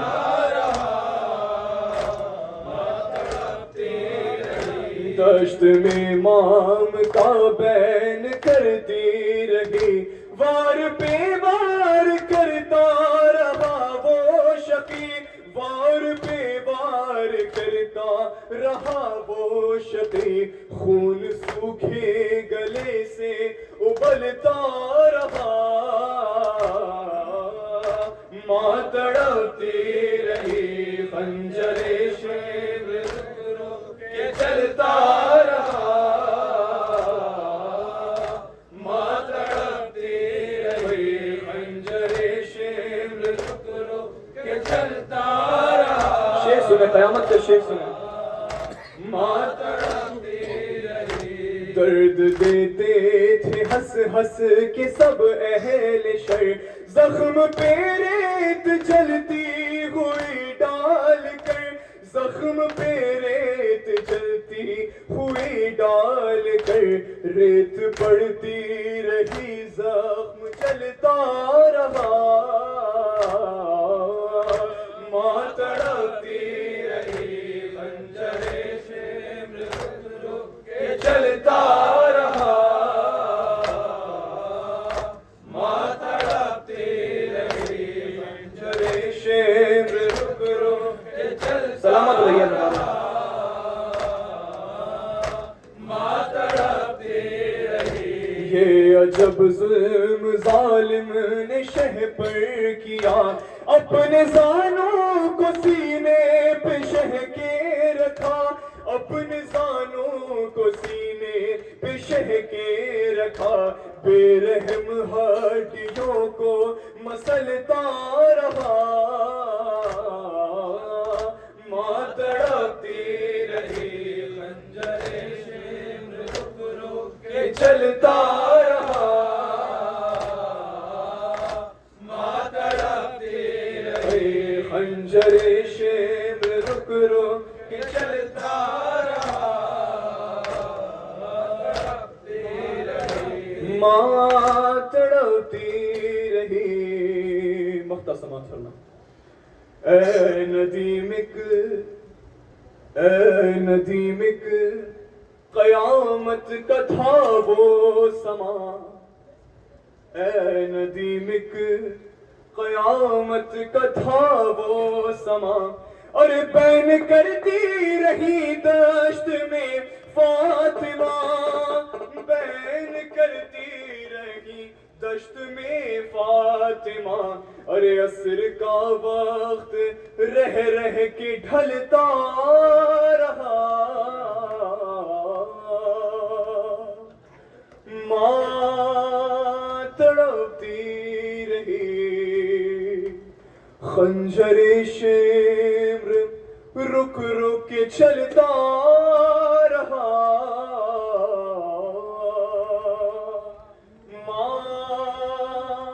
تڑپتی رہی. کیا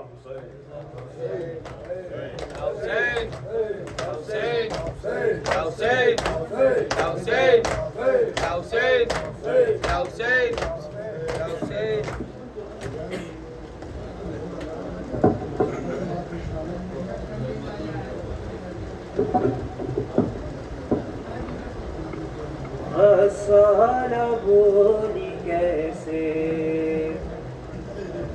سکینہ کو غسل دوں, چپکا ہوا بدن سے ہے پر کا لہو بھرا, غسالہ بولی کیسے سکینہ کو غسل دوں، چپکا ہوا بدن سے ہے برقع لہو بھرا، غسالہ بولی کیسے سکینہ کو غسل دوں، بش سن کے بات ثانی زہرا کو آ گیا، غسالہ بولی کیسے سکینہ کو غسل دوں، چپکا ہوا بدن سے برقع لہو بھرا، غسالہ بولی کیسے سکینہ کو غسل دوں، کیسا ستم یہ ہو گیا ننھی سی جان پہ، غسالہ رو رہی ہے بدن کے نشان پہ، کیسا ستم یہ ہو گیا ننھی سی جان پہ، غسالہ رو رہی ہے بدن کے نشان پہ، زخموں سے ہے سکینہ کا سارا بدن بھرا، غسالہ بولی کیسے سکینہ کو غسل دوں، چپکا ہوا بدن سے ہے برقع لہو بھرا، غسالہ بولی کیسے سکینہ کو غسل دوں، ایسی تو لاش میں نے نہ دیکھی تھی آج تک، میں سوچتی ہوں کیسے یہ زندہ تھی آج تک، ایسی تو لاش میں نے نہ دیکھی تھی آج تک، میں سوچتی ہوں کیسے یہ زندہ تھی آج تک، اس غم سنی میں اتنے ستم کا مصیبت تھا، غسالہ بولی کیسے سکینہ کو غسل دوں، چپکا ہوا بدن سے ہے برقع لہو بھرا، غسالہ بولی کیسے سکینہ کو غسل دوں، ہٹتا نہیں بدن سے یہ قرطہ میں کیا کروں، روؤں کہ دل سنبھالوں یا بچی کو غسل دوں، ہٹتا نہیں بدن سے یہ قرطہ میں کیا کروں، روؤں کہ دل سنبھالوں یا بچی کو غسل دوں، بیوی کفن بنا دو یہ قرطہ پھٹا ہوا، غسالہ بولی کیسے سکینہ کو غسل دوں، چپکا ہوا بدن سے ہے برقع لہو بھرا، غسالہ بولی کیسے سکینہ کو غسل دوں، مانگا کفن سکینہ کا زینب سے جس گھڑی، زینب وہیں پہ خاک پہ غش کھا کے گر پڑی،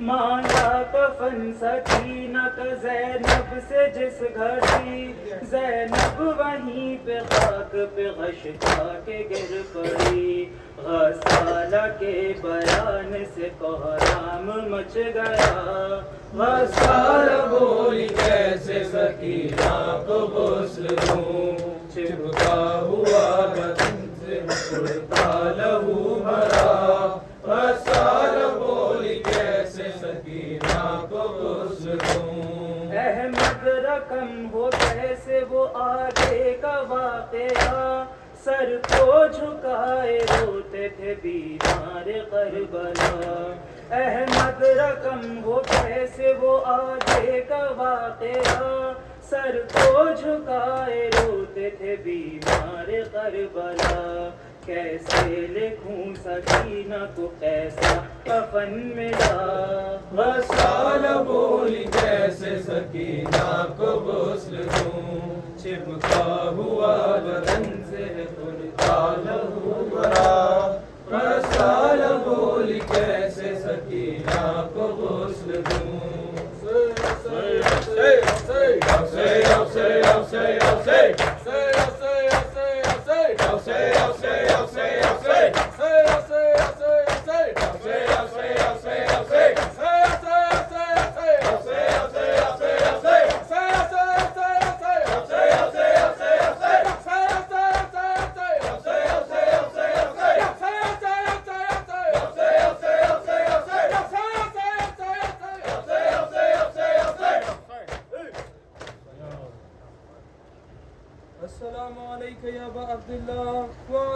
الله التي حلت بفنائك عليكم مني جميعا سلام الله أبدا ما بقيت بقي الليل والنهار ولا جعله الله آخر العهد مني لزيارتكم.